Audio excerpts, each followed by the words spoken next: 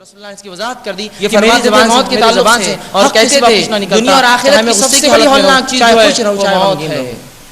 تو رسول اللہ صلی اللہ علیہ وسلم کی سب سے بڑی ہولناک چیز وہ موت ہے. اور آگے فرمایا کرتے تھے اور کہتے تھے کہ اس کی تکلیف اس کی ہولناکی ایسی ہے کہ آرو کے چیرنے سے زیادہ اذیت دہ چیز ہے یہ.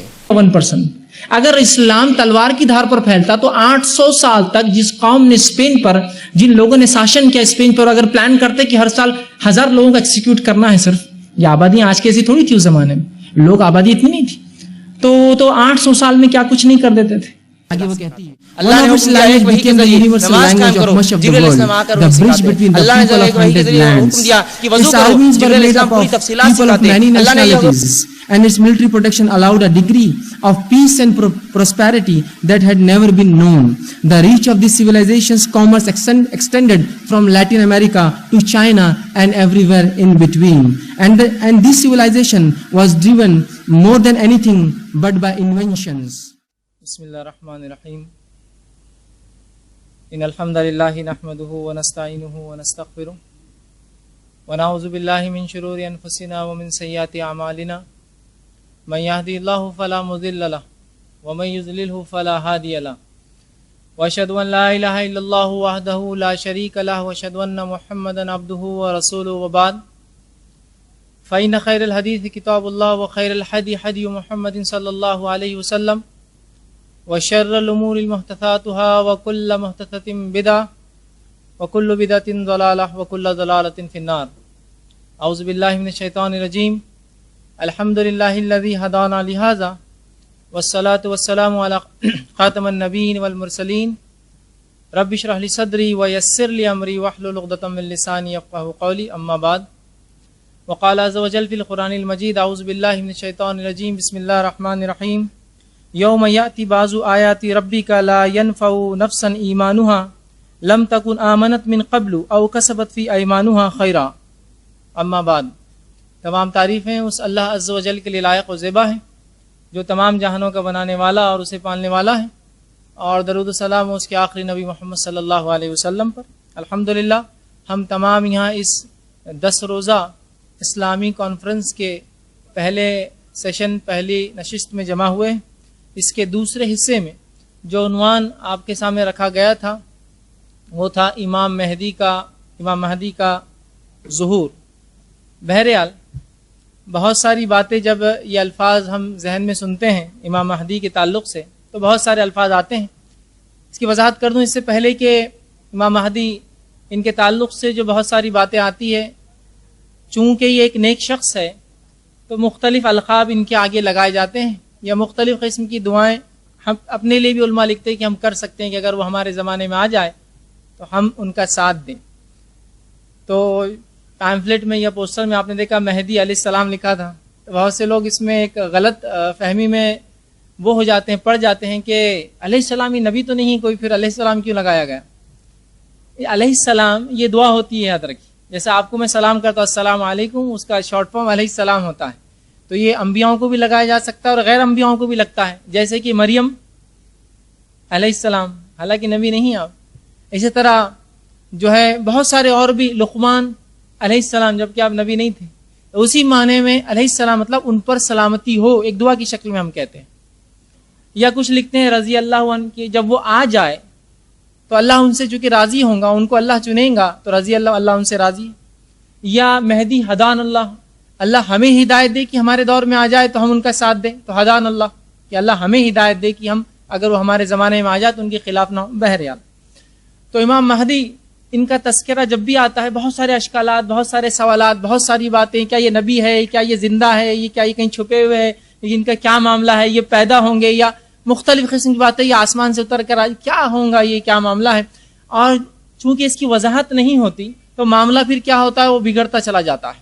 تو یہ بہت زیادہ ضروری ہے کہ علامت قیامت جو قیامت کی نشانیاں نبی اکرم صلی اللہ علیہ وسلم نے احادیث مبارکہ کے اندر بیان کی ہے اس کو ہم سمجھیں اس کو ہم جانیں اور صحیح معنوں میں اس کو سمجھنے کی ہم کوشش کریں. ٹھیک ورنہ ہوتا یوں کہ قیامت کی جب نشانیوں کی علامتوں کی بات ہوتی ہے تو امت مسلمہ افراط و تفرید کا شکار ہوتی ہے. زیادتی یا کمی یا تو آؤٹ آف باؤنڈری ہوتے ہیں یا بہت زیادہ انسائڈ باؤنڈری ہوتے ہیں. افراط و تفریط کا ہم شکار نہیں ہونا. معاملے میں ہمارا عقیدہ وہی ہونا چاہیے جو اہل سنت والجماعت مطلب صحابہ کی جماعت کا عقیدہ تھا. بہرحال وہ کیا تھا وہ بھی آگے رکھوں گا. اس سے پہلے کہ ہم آگے چلیں، چونکہ یہ بھی قیامت کی ایک نشانیوں میں سے ایک نشانی امام مہدی، تو مختصر باتیں قیامت کے تعلق سے ہم پہلے بس چند جملے چند کلمات رکھتا ہوں کہ قیامت کی جو نشانیاں ہیں اس کے تعلق سے غلط فہمی یہ ہوتی کہ تمام نشانیاں بری ہیں. مثال کے طور پر قیامت کی نشانیوں میں سے ایک نشانی ہے کہ مکے میں اونچی اونچی عمارت تعمیر ہوں گی. اب کوئی مکہ چلے جائے اونچی اونچی عمارت، قیامت اب نزدیک ہے، دیکھو نا اتنی بڑی عمارتیں بنا رہے، قیامت کی نشانی اور بڑی بڑی عمارتیں بنا رہے. ان کو عقل نہیں کہ لوگوں کو بنانے والوں کو، وہ بری چیز نہیں ہے. قیامت کی ہر علامت بری نہیں ہے، ٹھیک ہے. بتا قیامت کی جو نشانی اور علامتیں ہیں اس کی مثال ایسی ہے جیسا میل کا پتھر، مائل سٹون. جب آپ سفر کرتے ہیں تو سفر کرتے وقت میل کے پتھر آتے، مائل سٹون آتے ہیں. آپ جس شہر جا رہے ہیں اس کا لکھا ہوا تھا فلاں شہر 100 کلومیٹر دور، فلاں شہر 90 کلومیٹر دور، فلاں شہر 80 کلومیٹر دور. تو یہ علامتیں آپ کو در حقیقت بتا رہی ہے وہ چیز کتنی نزدیک ہے. لیکن یہ اچھی اور بری ہو سکتی ہے، لیکن ہر علامت بری نہیں ہے، ورنہ ہر علامت کو برا سمجھتے ہیں. اور جب بھی کوئی بات آتی ہے پیسہ بہت ہو جائے گا، دیکھو تم مالدار لوگ، تم سب نشانیاں قیامت کی، پیسہ بہت ہو جائے گا، حدیث میں ہے نا. تو ہر علامت بری نہیں ہے، میں یہ وضاحت کرنا چاہ رہا ہوں. اچھی اور بری دونوں ہو سکتی علامتیں، ٹھیک ہے. تو کچھ علامتیں بری ہیں جیسا زنا عام ہو جائیں گا، چوری عام ہو جائیں گی، لوگ جو ہے فحش کو برائی کو عام کر لیں گے، گانے بجانے کے آلات عام ہوں گے، بری علامتیں ہیں. اچھی علامتیں بھی اس کے اندر بہت ساری، ٹھیک ہے.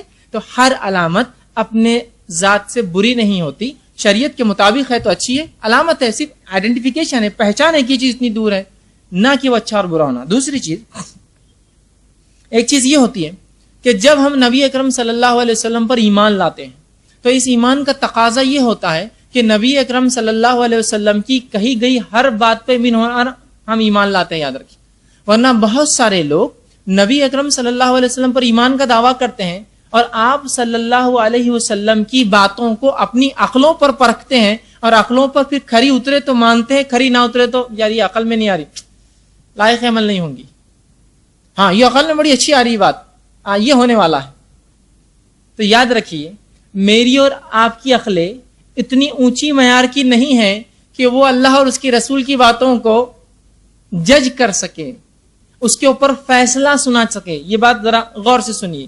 ورنہ بہت سارے لوگ ہوتے ہیں جو صحابہ کرام کو بھی جج کرتے ہیں، بلکہ اپنی حدوں سے آگے بڑھ کے انبیاءوں کو بھی جج کرتے ہوں. ایک صاحب ایک دن کہنے لگے اگر نوح علیہ السلام یہ غلطی نہ کرتے تو بڑا اچھا ہوتا. مطلب اب آپ جج کریں یہاں سے بیٹھ کے نوح کیا کرے جس تک سیدھی وہی آتی تھی. ٹھیک، تو اس طرح سے نہ ہماری عقلوں سے نہیں پرکھی جائیں گی یہ چیز کو. تو جب اللہ کے رسول صلی اللہ علیہ وسلم کو قول ثابت ہو جائے کہ یہ صحیح ہے تو پھر من و عن اس کو ماننا پڑے گا. ہم یہ کہہ سکتے ہیں اللہ مجھے توفیق دے، میری عقل کو اتنا وسعت دے کہ میں اس کو سمجھ سکوں، لیکن اپنی عقلوں سے اس چیز کو مت پرکھیے، اس چیز سے اپنی عقل کو پرکھیے. تو جب نبی اکرم صلی اللہ علیہ وسلم میں اور آپ ایمان لاتے ہیں تو آپ کی کہی گئی ہر بات کو من و عن ہم مانتے ہیں اور اس پر عمل کرتے ہیں، اور جو باتیں بتائی گئی ہے جو ہونے والی ہے، فیوچر کی بات جو ہے مستقبل، اس پر بھی ویسے ہی ایمان لاتے ہیں. ٹھیک، اسی طرح ایک چیز یہ ہوتی ہے کہ قیامت کی نشانیوں کی جو ہے مثال میل کے پتھر کی جو بات میں نے آپ کے سامنے، اسی طرح جو ہے قیامت کب آئیں گی یہ کوئی نہیں جانتا. قیامت کب آئیں گی یہ کوئی نہیں جانتا. یہ الگ بات ہے کہ اس کے متعلق کچھ باتیں ہمیں بتا دی گئی ہیں، اس کی کچھ نشانیاں بتا دی گئی ہیں، لیکن قیامت کب آئیں گی ہم کوئی نہیں جانتا. اللہ رب العزت کے علاوہ نہ اس کے مقرب فرشتے، نہ اس کے دیگر فرشتے، نہ کوئی نبی، نہ کوئی پیر، کوئی فقیر، کوئی ولی نہیں جانتا. یہ بات کی وضاحت بہت زیادہ ضروری ہے، ورنہ اسلام کی ایک یا مسلمانوں کی ایک الگ ٹائپ ہوتی ہے. ویسے مسلمانوں کی قسم نہیں ہوتی ہے لیکن ہم نے بنا لیا، وہ ہوتے انٹرنیٹ والے مسلمان. وہ ایک عجیب ہی معاملہ رہتا ہو، انٹرنیٹ پر بیٹھ کر وہ اسلام کی جو اگر اسلام پھیل رہا ہے تو اس کو خوشی ہوتی ہے، اس کی آنکھوں سے آنسو جاری ہوتے، لیکن اذان ہوتی ہے نماز کو نہیں جاتا ہو، خوش ہوتا ہے اسلام بہت پھیل رہا ہے. انٹرنیٹ والا معاملہ ہی ایک عجیب ایک قسم ہے مسلمانوں کی. وہیں وہ بہت برائی کا ایسا کہیں کچھ ہو رہا ہے تو ان کو بڑا شدت سے وہ ہوتا ہے کہ دیکھو فلاں جگہ یہ ہو رہا ہے. ہونا چاہیے، بالکل ہونا چاہیے کہ کسی مسلمان کو کہیں بھی تکلیف ہو تو محسوس ہونا چاہیے، لیکن پڑوسی بھوکے کی تکلیف محسوس نہیں ہوتی، وہاں کی محسوس ہوتی ہے اس کو. یہ ایک عجیب بات ہے نا. فطری چیز تو کیا ہے، میرے گھر والوں کی، میرے پڑوس کی تکلیف پہلے محسوس ہے، بعد میں دور کی، اس کو دور کی محسوس نزدیک کی نہیں ہوتی. تو تھوڑا سا وہاں ایک عجیب قسم کا ایک ماحول ہوتا ہے، ایک عجیب قسم کا ماحول، اور وہاں بہت سارے ویڈیوز ہوتے ہیں، بہت ساری انفارمیشن صحیح غلط بہرحال سب مکس ہوتا ہے، معاملہ کچھ بہرحال طے نہیں ہوتا ہے. اس میں سے لوگ لے لیتے ہیں اور بہت ساری باتیں ایسے کچھ لوگوں نے کہہ دیا قیامت 2012 میں آئیں گی. میں نے کہا پھر قیامت کی علامت اللہ نے جلدی جلدی کر دینا، اس لیے کہ اب 1 سال بچا اللہ کے پاس، صرف 2012 اب ختم ہونے آ رہا، اب 6 مہینے بھی کرنا ہے باقی کام تو ہے نا، کیسے ہوگا؟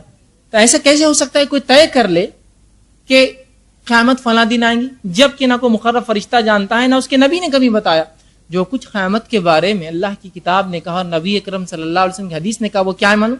وہ یہ کہا بڑی قریب ہے، بہت نزدیک ہے، ان قریب ہے، تم غفلت میں رہو گے اور وہ آ جائیں گے. مطلب بہت زیادہ قریب ہے، لیکن کب میں نہیں جانتا، کب ہم نہیں جانتے، کب نبی اکرم صلی اللہ علیہ وسلم، کب کوئی نہیں جانتا، کوئی نہیں جانتا. یاد رکھ، حتیٰ کہ انجیل کا مطالعہ کرے تو عیسیٰ علیہ السلام سے سوال ہو کہ قیامت کب آئیں گے، آپ نے فرمایا میرے رب کے علاوہ کوئی نہیں جانتا ہے، کسی نبی نے نہیں کہا، اس لیے کوئی نہیں جانتا قیامت کب آئیں گی. لیکن قرآن نے جو باتیں کہی بس قریب ہے. سورہ احزاب سورہ نمبر 33 آیت نمبر 63 میں اللہ فرماتا ہے اور کہتا ہے وما یدریک لعل الساعۃ تکون قریبا، آپ کو کیا خبر ہے ممکن ہے قیامت بہت قریب ہو. نبی اکرم صلی اللہ علیہ وسلم کو کہا جا رہا ہے کہ آپ کو کیا پتا قیامت کا ممکن ہے بہت قریب ہو. تو قیامت کا تذکرہ جب بھی اللہ نے قرآن میں کیا، قریب کے الفاظ ہی کہیں نہ کہیں اس کے اطراف آتے ہیں کہ قریب ہے، بہت ممکن ہے، عین نزدیک ہے. اسی طرح دوسرے مقام پہ فرمایا سورہ نوح کے اندر آیت 6 اور 7 میں انہم یرونہ بعیدا ونراہ قریبا، تم اسے دور دیکھتے ہو، ہم نزدیک دیکھتے ہیں قیامت کو.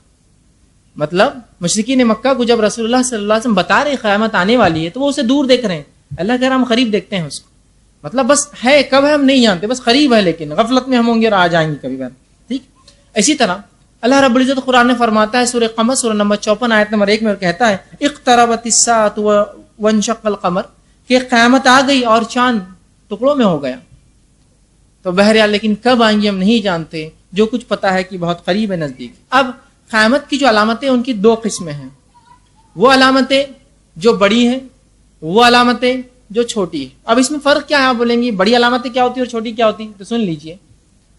قیامت کی چھوٹی علامتیں وہ ہوتی ہے کہ جو فطری ہے، جو ہوتا ہے اس میں اضافہ ہو جائیں گا. جیسے جھوٹ لوگ آپ صلی اللہ علیہ وسلم کے دور میں بولتے تھے، جھوٹ لوگ آج ہی بولتے ہیں، قیامت سے پہلے زیادہ بولیں گے، چھوٹی علامت ہے. زنا آپ صلی اللہ علیہ وسلم کے دور میں بھی ہوتا تھا، زنا آج بھی ہوتا ہے، زنا قیامت سے پہلے بھی ہوگا، قیامت تک ہوگا، لیکن تب زیادہ ہو جائیں گا، تو چھوٹی علامت ہے.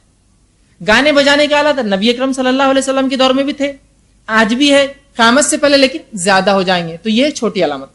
قیامت کی بڑی علامتیں وہ ہوتی ہے جو فطرت سے ہٹ کر، معمول سے ہٹ کر، قدرت سے ہٹ کر ہوں گی. وہ جیسے کہ آسمان سے کسی کا اترنا اور لوگوں کا اس کو دیکھنا، جیسا عیسیٰ علیہ السلام کا نزول فطرت سے ہٹ کر چیز ہے نا، عام طور سے نہیں ہوتا ایسا. ٹھیک ہے. اسی طرح جو ہے یاجوج اور ماجوج قوم کا نکلنا فطرت سے ہٹ کر ہے، ہم نہیں جانتے کون ہے. اسی طرح زمین سے کسی جانور کا نکلنا جو انسانوں سے بات کرے، فطرت سے ہٹ کر ہے. تو جو نشانیاں فطرت سے ہٹ کر ہے، سورج کا اپنے الٹے سمت سے نکلنا، جبکہ روز جہاں سے نکلتا ہے مشرق سے نکل کر مغرب میں ڈوبتا ہے، مغرب سے نکل جائے، فطرت سے ہٹ کر ہے. تو یہ وہ نشانیاں جو فطرت سے، قدرت سے، معمول سے ہٹ کر ہوتی ہے وہ بڑی، اور جو فطرت کے مطابق ہے لیکن قیامت سے پہلے زیادہ ہو جائیں گی وہ چھوٹی کہلاتی. تو میں انہی نشانیوں میں سے ایک نشانی، یقیناً یہ قیامت کی بڑی نشانیوں میں سے نہیں، امام مہدی کا ظہور، اس کے بعد کی نشانیاں بڑی ہیں سب جو آئیں گی، لیکن یہ سلسلہ اس کڑی کے بغیر مکمل نہیں ہوگا. اس کڑی سے جب شروع کروں گا تو یہ بات اگلی سمجھ میں آئیں گی. جو نشانیاں ہیں جس کو 5 جفت راتوں میں ہم نے رکھا، جو ایون نائٹس ہے، اور اس میں سے آج جو پہلی کڑی میں انشاءاللہ امام مہدی کا ظہور، اس کے تعلق سے کچھ باتیں آپ کے سامنے انشاءاللہ عزیز رکھنے کی کوشش کروں گا. تو یہ چند باتیں تھی جو تمہیدی تھی. آئیے اب دیکھتے ہیں چند باتیں امام مہدی کے تعلق سے جب ان کا نام سنتے ہو جو ذہن میں آتی ہے. پہلی چیز ذہن میں آتی ہے وہ یہ ہے کہ کون ہوں گے، کیا نسب ہوگا، کہاں سے آئیں گے، کیا کام کریں گے. ٹھیک ہے. کس اس وقت کیا دنیا میں ہے یا نہیں ہے، ایسے مختلف سوالات آپ کے اور میرے ذہن میں آتے ہیں جب وہ نام سنتے ہیں.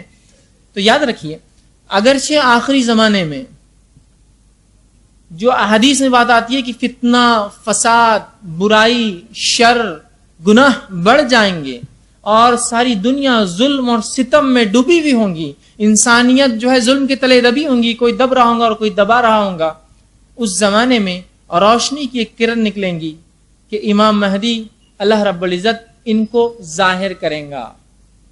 تو جس طرح سے دنیا فتنے اور فساد میں پھنسی ہوں گی قیامت سے پہلے، اس فتنے اور فساد سے اللہ رب العزت اس شخص کے ذریعے اس کو امن و امان پر لے آئیں گا۔ اب بہرحال بنیادی کوشچنز جو ہوتے ہیں کون ہوں گے، کیا ہوں گے، چند باتیں اس کے تعلق سے میں رکھتا ہوں کہ پہلا سوال جو آتا ہے امام مہدی کون ہوں گے، دوسرا ان کا ظہور کا سبب کیا ہوگا، کب ہوں گے، مطلب کیا حالات ہوں گے، وہ کہاں ظاہر ہوں گے، اسی طرح کیا وہ اس وقت دنیا میں موجود ہے، اسی طرح کہ ان کے کام کیا ہوں گے، کیا کارنامے انجام دیں گے دنیا میں آئیں گے تو، اور ان کے پیروکار کون ہوں گے، کون ان کا ساتھ دیں گا، کون ان کے متبع ہوں گے، کیا کارنامے انجام دیں گے۔ انشاءاللہ عزیز چند ایسے باتیں جو ہے اس لفظ کے ساتھ جڑے ہیں آپ کے سامنے آج میں مختصر سے رکھنے کی کوشش کروں گا، ٹھیک ہے۔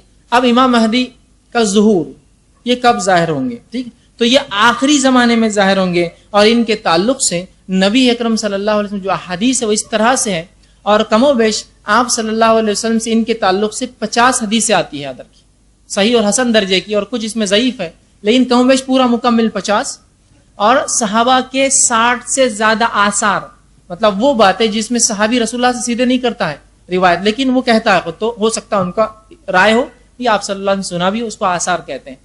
تو 60 سے زیادہ صحابہ کے آثار ملتے ہیں، اور جو ہے تقریباً 50 کے قریب احادیث ملتی ہے، اس میں ضعیف بہرحال شامل ہے، اس کو چھوڑ دیتے ایک 40 کے قریب صحیح احادیث اس کے تعلق سے ہمیں ملتی ہیں، ٹھیک۔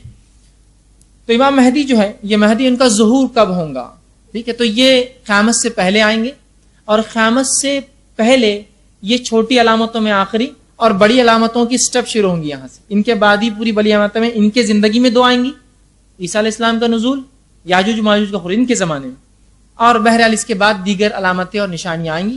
اور قیامت کی بڑے نشانیوں کے تعلق سے جو حدیث سے ملتا ہے وہ یہ ہے کہ جب پہلی آ جائیں گی تو بات کی ایسے آئیں گی جیسا ایک مالے کا جب سرا ٹوٹ جاتا ہے، کھل جاتا ہے ایک مالا، تو اس کے بعد موتیاں کیسے سرکنا شروع ہوتے ایک کے بعد ایک، اس طرح سے پھر لگ جائیں گا معاملہ، اس طرح سے پھر سلسلہ شروع ہو جائیں گا بڑی نشانیوں، ایک جب آ گئی سلسلے وار کڑی میں دوسری آنا شروع ہو جائیں گی، ٹھیک ہے۔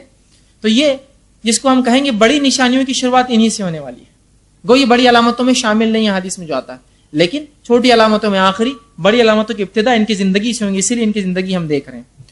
امام مہدی یہ مسلمانوں کے صرف دینی رہنما نہیں ہوں گے، مذہبی رہنما نہیں ہوں گے، یہ مذہبی رہنما ہونے کے ساتھ ساتھ مسلمانوں کے حاکم اور پیشوا بھی ہوں گے، اور ان کے خلیفہ ہوں گے، سمجھ رہے ہیں بات کو، ورنہ کیا ہوتا عموماً آج کل معاملہ یہ ہے کہ جو دیندار انسان ہے اس کا سیاست یا حاکم یا اس طرح سے کوئی معاملہ نہیں ہے، اس کا ایک اپنا معاملہ ہے، حکومت میں جو لوگ ہیں ان کا دین سے کوئی معاملہ نہیں، بولتے دین کا معاملہ ادھر ہے، ہم حکومت کریں، ٹھیک، تو معاملہ اس طرح سے۔ امام مہدی کے تعلق سے یہ مت سوچیے، وہ جہاں مسلمانوں کے مذہبی قائد اور رہنما ہوں گے خلیفہ، اسی طرح وہ دنیا میں حاکم ہوں گے اور مسلمانوں کے خلیفہ بھی ہوں گے ساتھ میں، یاد رکھیں، ٹھیک، یہ ان کی خصوصیت ہے، یاد رکھیں، ٹھیک۔ اسی طرح ان کے صفات کیا ہوں گے، اسی طرح ان کی جو ہے پیدائش کہاں ہوں گی، یہ کس نسل سے ہوں گے، تو اس کے تعلق سے جو حدیث میں جو باتیں آتی ہے وہ یہ ہے، امام مہدی کے تعلق سے جو آپ صلی اللہ علیہ وسلم بیان کی حدیث میں وہ یہ ہے کہ مہدی میرے خاندان سے ہوگا، اور میری بیٹی فاطمہ کے نسل سے ہوگا، اور اس کی اولاد جو ہے حسن سے ہوگا، بالکل خصوص بتا دیا کہ مہدی جو ہے جب آئیں گے تو ان کی نسل یہ ہوں گی کہ آپ صلی اللہ علیہ وسلم خاندان میں فاطمہ رضی اللہ عنہ، حضرت علی اور فاطمہ سے، اور آپ کے بیٹے حسن سے رضی اللہ جو ہے ان سے یہ ہوں گے، یاد رکھیے۔ اب بہت سے لوگ کہتے ہیں ہمیں کیسا پتہ چلے گا، جب آئیں گے ان کی نسل سے، جب آ جائیں گے علامتیں ظاہر ہو جائیں گی تو سمجھ جانا انہی کے اس سے، بات سمجھ رہا ہے بات، ورنہ آدمی یہ سوچتا ہے کہ ہم کو کیسے پتہ چلیں گا، یہی ایک نشانی نہیں ہے، ابھی تو علامتیں بہرحال بہت واضح علامتیں ہیں، آپ سمجھ جائیں گے، جب واضح علامتیں آ جائیں گی تو آپ سمجھ جائیے پھر یہ انہی سے ہیں۔ بہرحال تو آپ صلی اللہ علیہ وسلم میرے خاندان سے ہوں گا، اور اس کا نام میرے نام سا، اور اس کے والد کا نام میرے والد کے نام سے، تو پتہ چلا ان کا نام محمد بن عبداللہ جو ہے حسنی ہو سکتا ہے، یہ نام ہو، الہاشمی القریشی یہ نام ہو، یا پھر احمد بن عبداللہ حسنی ہاشمی القریشی یہ نام ہو سکتا ہے۔ بہرحال آپ نے فرمایا اس کا نام میرے نام سا، اس کے والد کا نام میرے والد کے نام سے، ٹھیک ہے، تو یہ آپ نے بتائی اس کا نسب، مہدی کا نسب یہ ہوگا کہ وہ اللہ کے رسول صلی اللہ علیہ وسلم خاندان سے، آپ کے نام اور آپ کے والد کے نام دونوں نام جو ان کے یکساں ہوں۔ اسی طرح صفت مہدی کی بہت وضاحت سے حدیث میں بتائی گئی یہ صفتیں میں بھی اس لیے آپ کے سامنے رکھ رہا ہوں کہ بہت سی بار بہت سارے لوگ مختلف مقامات پر یہ دعویٰ کرتے کہ میں مہدی ہوں، میں مہدی ہوں، میں مہدی ہوں، ہے نا، اور مختلف عجیب و غریب باتیں. ایک بات آپ کے سامنے رکھتا ہوں. ایک مجھے فون کال آیا، انہوں نے کہا کیا حالات ہے اورنگ آباد کے، یہ تعلق اورنگ آباد سے تھا اس لیے آپ کے سامنے رکھا ہوں. میں نے کہا اچھے حالات ہیں ماشاء اللہ اب تک. تو آپ کا کیا ارادہ اور خیال ہے؟ فون تو کیا آپ نے؟ کہا نہیں میں فلاں. اچھا، میں نے کہا پھر ٹھیک ہے، کیا معاملہ ہے؟ تو کہا ایک صاحب مجھے ملے تھے جو ہندوستان کے ایک جو علاقے گوا میں کام کرتے تھے. جب وہاں سے وہ نکلے اور ان کے شہر اکولا سے فون تھا، وہاں آئے تو انہوں نے بہت دن مجھ سے بات کی. بات کرنے کے بعد جب میں ان کی باتوں سے ایسا بتانے لگا کہ متاثر ہوں، تو کہا عیسیٰ علیہ السلام آ چکے ہیں. میں کہا وہ کیسے اور کہاں؟ تو کہا اورنگ آباد میں. ماشاء اللہ، یہ فضیلت مجھے نہیں پتا تھی شہر کی. بہت ساری فضیلتیں بتائیں مجھے اورنگ آباد کی، یہ فضیلت نہیں پتا تھی. میں نے کہا اچھا اورنگ آباد میں. کہا ہاں. ایک صاحب بڑے مجھے بہت دنوں سے کہہ رہے تھے اور بہت مجھے جو ہے سمجھا رہے تھے. میں نے ایسا تصور دیا ہاں میں آپ کا قائل ہو چکا ہوں. تو کہا پھر عیسیٰ علیہ السلام آ چکے ہیں، آپ چلیے میرے ساتھ. میں نے کہا اس شہر کا یہ شرف اور ہم اس سے محروم. تو میں نے کہا ان سے پوچھا نہیں آپ نے چھپے ہوئے کیوں ہیں؟ جب آ چکے تو چھپے ہوئے کیوں؟ تو کہا ٹیررزم کا بہت مسئلہ ہے، یہ مسئلہ ختم ہونے کے بعد آ جائیں گے. ٹیررزم ذرا زیادہ چل رہا ہے نا، تو ابھی رسک ہے ان کا نکلنا، ابھی چھپے ہوئے ہیں، ٹیررزم ختم ہونے نکلیں گے. میں نے کہا ماشاء اللہ. پھر اورنگ آباد میں تو پھر اور بھی مسئلہ ان کے لیے ظاہر ہونا ٹھیک ہے، ابھی چھپے رہے تو زیادہ اچھا ہے.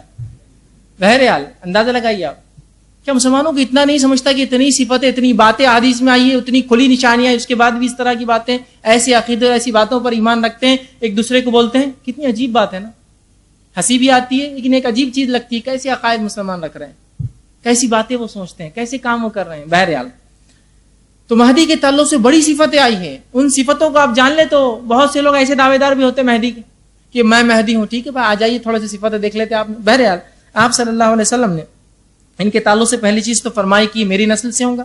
دوسری ابو داؤد کی روایت ہے، آپ صلی اللہ علیہ وسلم فرماتے ہیں، حضرت ابو سعید خدری رضی اللہ عنہ حدیث کے راوی، وہ کہتے ہیں کہ مہدی مجھ سے ہوں گا. آپ صلی اللہ علیہ وسلم فرمایا یعنی میری نسل سے ہوں گا. اور آپ صلی اللہ علیہ وسلم فرمایا کہ اس کا نسب ہوا. پھر آپ نے فرمایا اس کی جسمانی صفت یوں فرمائی اور کہا وہ چوڑی پیشانی والا ہوں گا، اور فرمایا لمبی ناک والا ہوں گا. عربی زبان میں جو الفاظ چوڑی پیشانی اور لمبی ناک کے لیے استعمال ہو، اس کا معنی یہ ہوتا ہے کہ جس کا بال گنجے ہو، ٹکلا، وہ نہیں، جس کی پیشانی بال دور سے شروع ہوتے، پیچھے سے آتے، جسے پیشانی چوڑی ہو جاتی ہے. ایک دوسرا لمبی ناک والا ہوں گا، تو اس کا معنی ہوتا ہے لمبی، چپٹی اور اونچی اور کھڑی ناک، یہ معنی ہوتا ہے. اب بہت سارے لوگ مہدی کا دعویٰ کرتے ہیں بڑی بڑی چوڑی ناکیں. صفتیں بالکل حدیث سے واضح ہیں، کس کے پورے بال غائب، کس کو بال ہے تو سامنے تک آ رہے ہیں. دیکھیے نہ صرف نسل کی بلکہ آپ صلی اللہ علیہ وسلم نے جسمانی صفتیں بتائی. تو بہت سارے لوگ جسمانی صفتوں میں فیل ہو جاتے ہیں، لیکن پتہ نہیں لوگ، ایک تو نام آپ کے نام سا، والد کا نام آپ کے والد کا نام سا. تو پہلے تو نام اس کا مہدی کا، وہ اگر کوئی دعویٰ کرے تو محمد بن عبداللہ یا احمد بن عبداللہ، نام فیل. دوسرا اتنی واضح نشانی کی چوڑی پیشانی ہوں گی، کھڑی ناک ہوں گی. اور اسی طرح جو ہے جو چوڑی پیشانی اور کھڑی ناک کے لیے الفاظ آتے ہیں، اس کا معنی یہ ہوتا ہے کہ پیشانی پہ بال پیچھے سے، اور ناک چپٹی ہوں گی، اور معاف کرنا کھڑی ہوں گی، اور کھڑے ہونے کے بعد چپٹی ہوتی ہے نا، باریک ناک جو بولتے ہیں، اس میں چوڑی نہیں، اور اوپر سے اونچی ہوتی ہے جو ناک، اس طرح سے ان کی ناک ہوں گی. اس طرح کے اوصاف آپ صلی اللہ علیہ وسلم نے وضاحت کے حدیث میں واضح کی. اسی طرح جو ہے مہدی حضرت حسن بن علی کی نسل سے کیوں ہوں گا، اس کے تعلق سے علماء نے بہت ساری باتیں کی. علامہ ابن کثیر رحمہ اللہ کہتے ہیں چونکہ حسن رضی اللہ عنہ نے امت کے اندر فتنہ اور فساد نہ ہو بول کر اپنی خلافت خلیفہ چنے جانے کے بعد آپ نے اپنی خلافت کو چھوڑ کر جو ہے معاویہ ابن ابی سفیان رضی اللہ عنہ کے ہاتھ پر بیعت کر لی تھی تاکہ امت فتنے فساد سے بچ جائے. تو علماء لکھتے ہیں یہ ان کا، چونکہ انہوں نے امت پہ ایک بہت بڑا احسان کیا، امت کو دو ٹکڑوں میں بٹنے سے بچا لیا. اور اللہ رب العزت لوگ جب ایسے احسانات کرتے ہیں تو ان کے نسلوں میں ان کی اولاد کو اس کے فائدے پہنچاتا ہے. تو جب آپ اور ہم بھی اچھی نیکی کرتے ہیں نا، تو پتہ نہیں اس کے نتائج کس نسل میں یا نسلوں تک اس کے اثرات ہوتے ہیں، معلوم. جیسے کہ علامہ ابن کثیر اپنی تفسیر میں لکھتے ہیں سورہ کہف کے واقعے کے اندر جو خضر علیہ السلام نے وہ جو دو یتیموں کی ایک دیوار تھی گر رہی تھی اس کو بنایا، وہ لکھتے ہیں ان کی 10ویں نسل میں، 10ویں مطلب جو ان کے والدین سے مراد 10ویں نسل میں کچھ اچھے لوگ تھے، ان کی نیکی کی وجہ سے اللہ نے 10 نسل بعد ان بچوں کے لیے خضر علیہ السلام کو اس کام کرنے لگایا. تو نیکی کرنے کے فائدے یہ بھی ہوتے ہیں، نسل در نسل اس کے فائدے ہو سکتے ہیں. تو وہ لکھتے ہیں چونکہ انہوں نے ایک بہت بڑا کارنامہ انجام دیا تھا کہ امت کو 2 ٹکڑے ہونے سے بچا لیا اور بیعت کر لی، تو اللہ رب العزت نے اس کے بدلے میں ان کو یہ شرط دیا کہ ان کے نسل سے جو ہے وہ مہدی کا جو ہے ظہور کریں گا یا ان کو لے آئیں گا. ٹھیک، اسی طرح اب ان کی حکمرانی کی مدت کیا ہوں گی، دنیا میں آئیں گے، اوصاف یہ حکمرانی کی مدت کیا ہوں گی. تو دیکھیے حکمرانی کی جو مدت ہوں گی اس کے تعلق سے مختلف روایتیں آتی ہیں، جس میں 7، 8 اور 9 سال کے الفاظ ہوتے ہیں، اور تینوں بھی کوئی مسئلہ نہیں ہے اس کے اندر، تینوں میں بھی کوئی مسئلہ نہیں. ہو سکتا 9 سال جیے، 7 سال میں جو اچھا دور ہو سکتا ہے 9 سال جی 8 سال جو بہترین دور ہو سکتا ہے 9 سال جیے 7 سال بہترین دور ہو، 1 سال ابتدائی آرگنائز کرنے میں لگے. تو یہ مختلف باتیں ہیں یاد رکھیے. حدیث کے اندر آتا ہے 7 کا بھی لفظ ہے، 8 کا بھی لفظ ہے اور 9 کا بھی لفظ ہے، تو کنفیوز مت ہوئیے. اس لیے کہ کبھی کبھار ہم بھی ایسا کرتے ہیں نا، کوئی چیز کے تعلق سے مختلف وقت بتاتے ہیں، لیکن وہ مختلف چیزوں کے تعلق سے وقت ہوتا ہے، مکمل چیز کا وقت نہیں ہوتا ہے. سمجھے کہ بھائی یہ کام کتنی دیر میں ہوگا، 10 منٹ میں، وہ کام کتنی دیر میں، اسی کے اندر کا ہی کام ہے، وہ 12 منٹ لگیں گے نا، لیکن وہ ایک ہی چیز کے اندر. تو یہ بات بھی ہو سکتی ہے کہ 9 سال مکمل وقت ہو، 7 سال فلاں کا 8 سال، تو مختلف 3 باتیں آتی ہیں، لیکن بہرحال تینوں اپنے اعتبار سے درست ہو سکتی ہے. اس کو تھوڑا سا آگے پیچھے ہم کو سمجھنا پڑے گا بہرحال. اور چونکہ یہ بات قیامت سے پہلے کی ہو رہی ہے تو بہت ساری چیزیں حالات کے اعتبار سے تب کیسی ہوں گی واللہ عالم تصور کر سکتے بہرحال. لیکن جو باتیں آتی ہیں وہ اس طرح سے مسلمانوں کے حکمراں ہوں گے، اور 7، 8 یا 9 سال تک جو ہے 9 سال ان کا وقت ہوگا، جس کے اندر 7 سال یا 8 سال 9 سال جو حکومت کریں گے، اور یہ سب سے بہترین دور ہوگا مسلمانوں کا. ٹھیک، اسی طرح ان کا ظہور کہاں ہوگا، مہدی کا ظہور جو ہم کہہ رہے ہیں، تو سب سے پہلی چیز رکھ لیجئے، یہ کوئی آسمان سے اترنے والے نہیں ہیں، یہ کوئی نبی نہیں ہے، یہ پیدا ہوں گے. کسی کی نسل سے ہونا تو پیدا ہونا پڑتا ہے انسان، تو یہ پیدا ہوں گے اور قیامت سے پہلے ہی ہوں گے. یہ بھی مت سوچیے کہ ابھی پیدا ہو گئے اور کہیں تو بھی چھپے ہوئے گے ادھر اور چھپ کے اپنی تحریک چلا رہے ہوں گے، تنظیم بنا رہے ہوں گے. نہیں، ضرورت نہیں ہوں گی اس کو.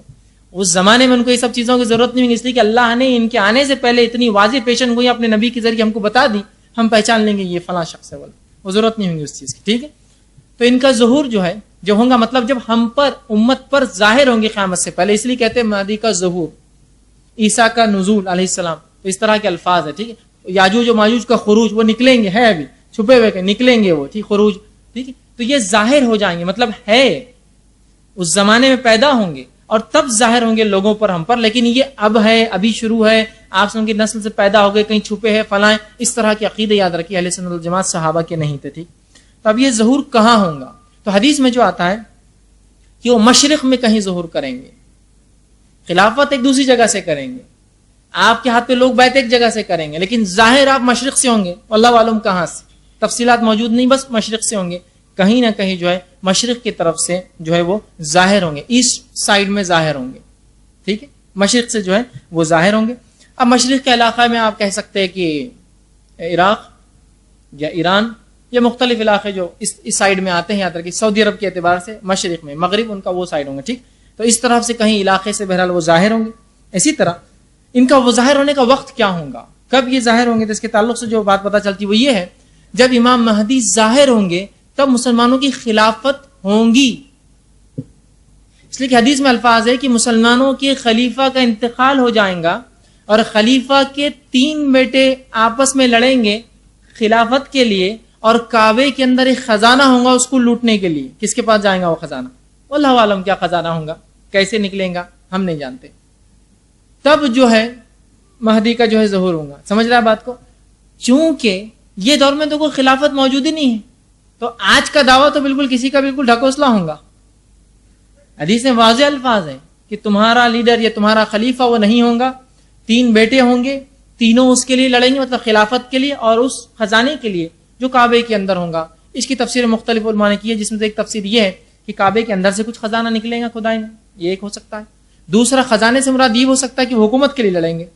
تیسرا معنی یہ ہو سکتا ہے کہ جو دریا ہے جو عراق کے اندر یوفریٹس جس کو بولتے ہیں، دریا جو ہے افرات جس کو کہتے ہیں، اس میں حدیث میں آتا ہے اس کی ایک چھوٹی علامتوں میں سے سونے کا پہاڑ اچانک نکلیں گا. کیسے ہم نہیں جانتے، کہ جو قیامت کی علامت ہے بہرحال نکلیں گا، خزانہ نکلیں گا جس کو لوٹنے مسلمان جائیں گے. آپ نے فرمایا کہ وہاں مت جانا، اس میں سے کچھ مت لینا اگر تم موجود ہو وہاں.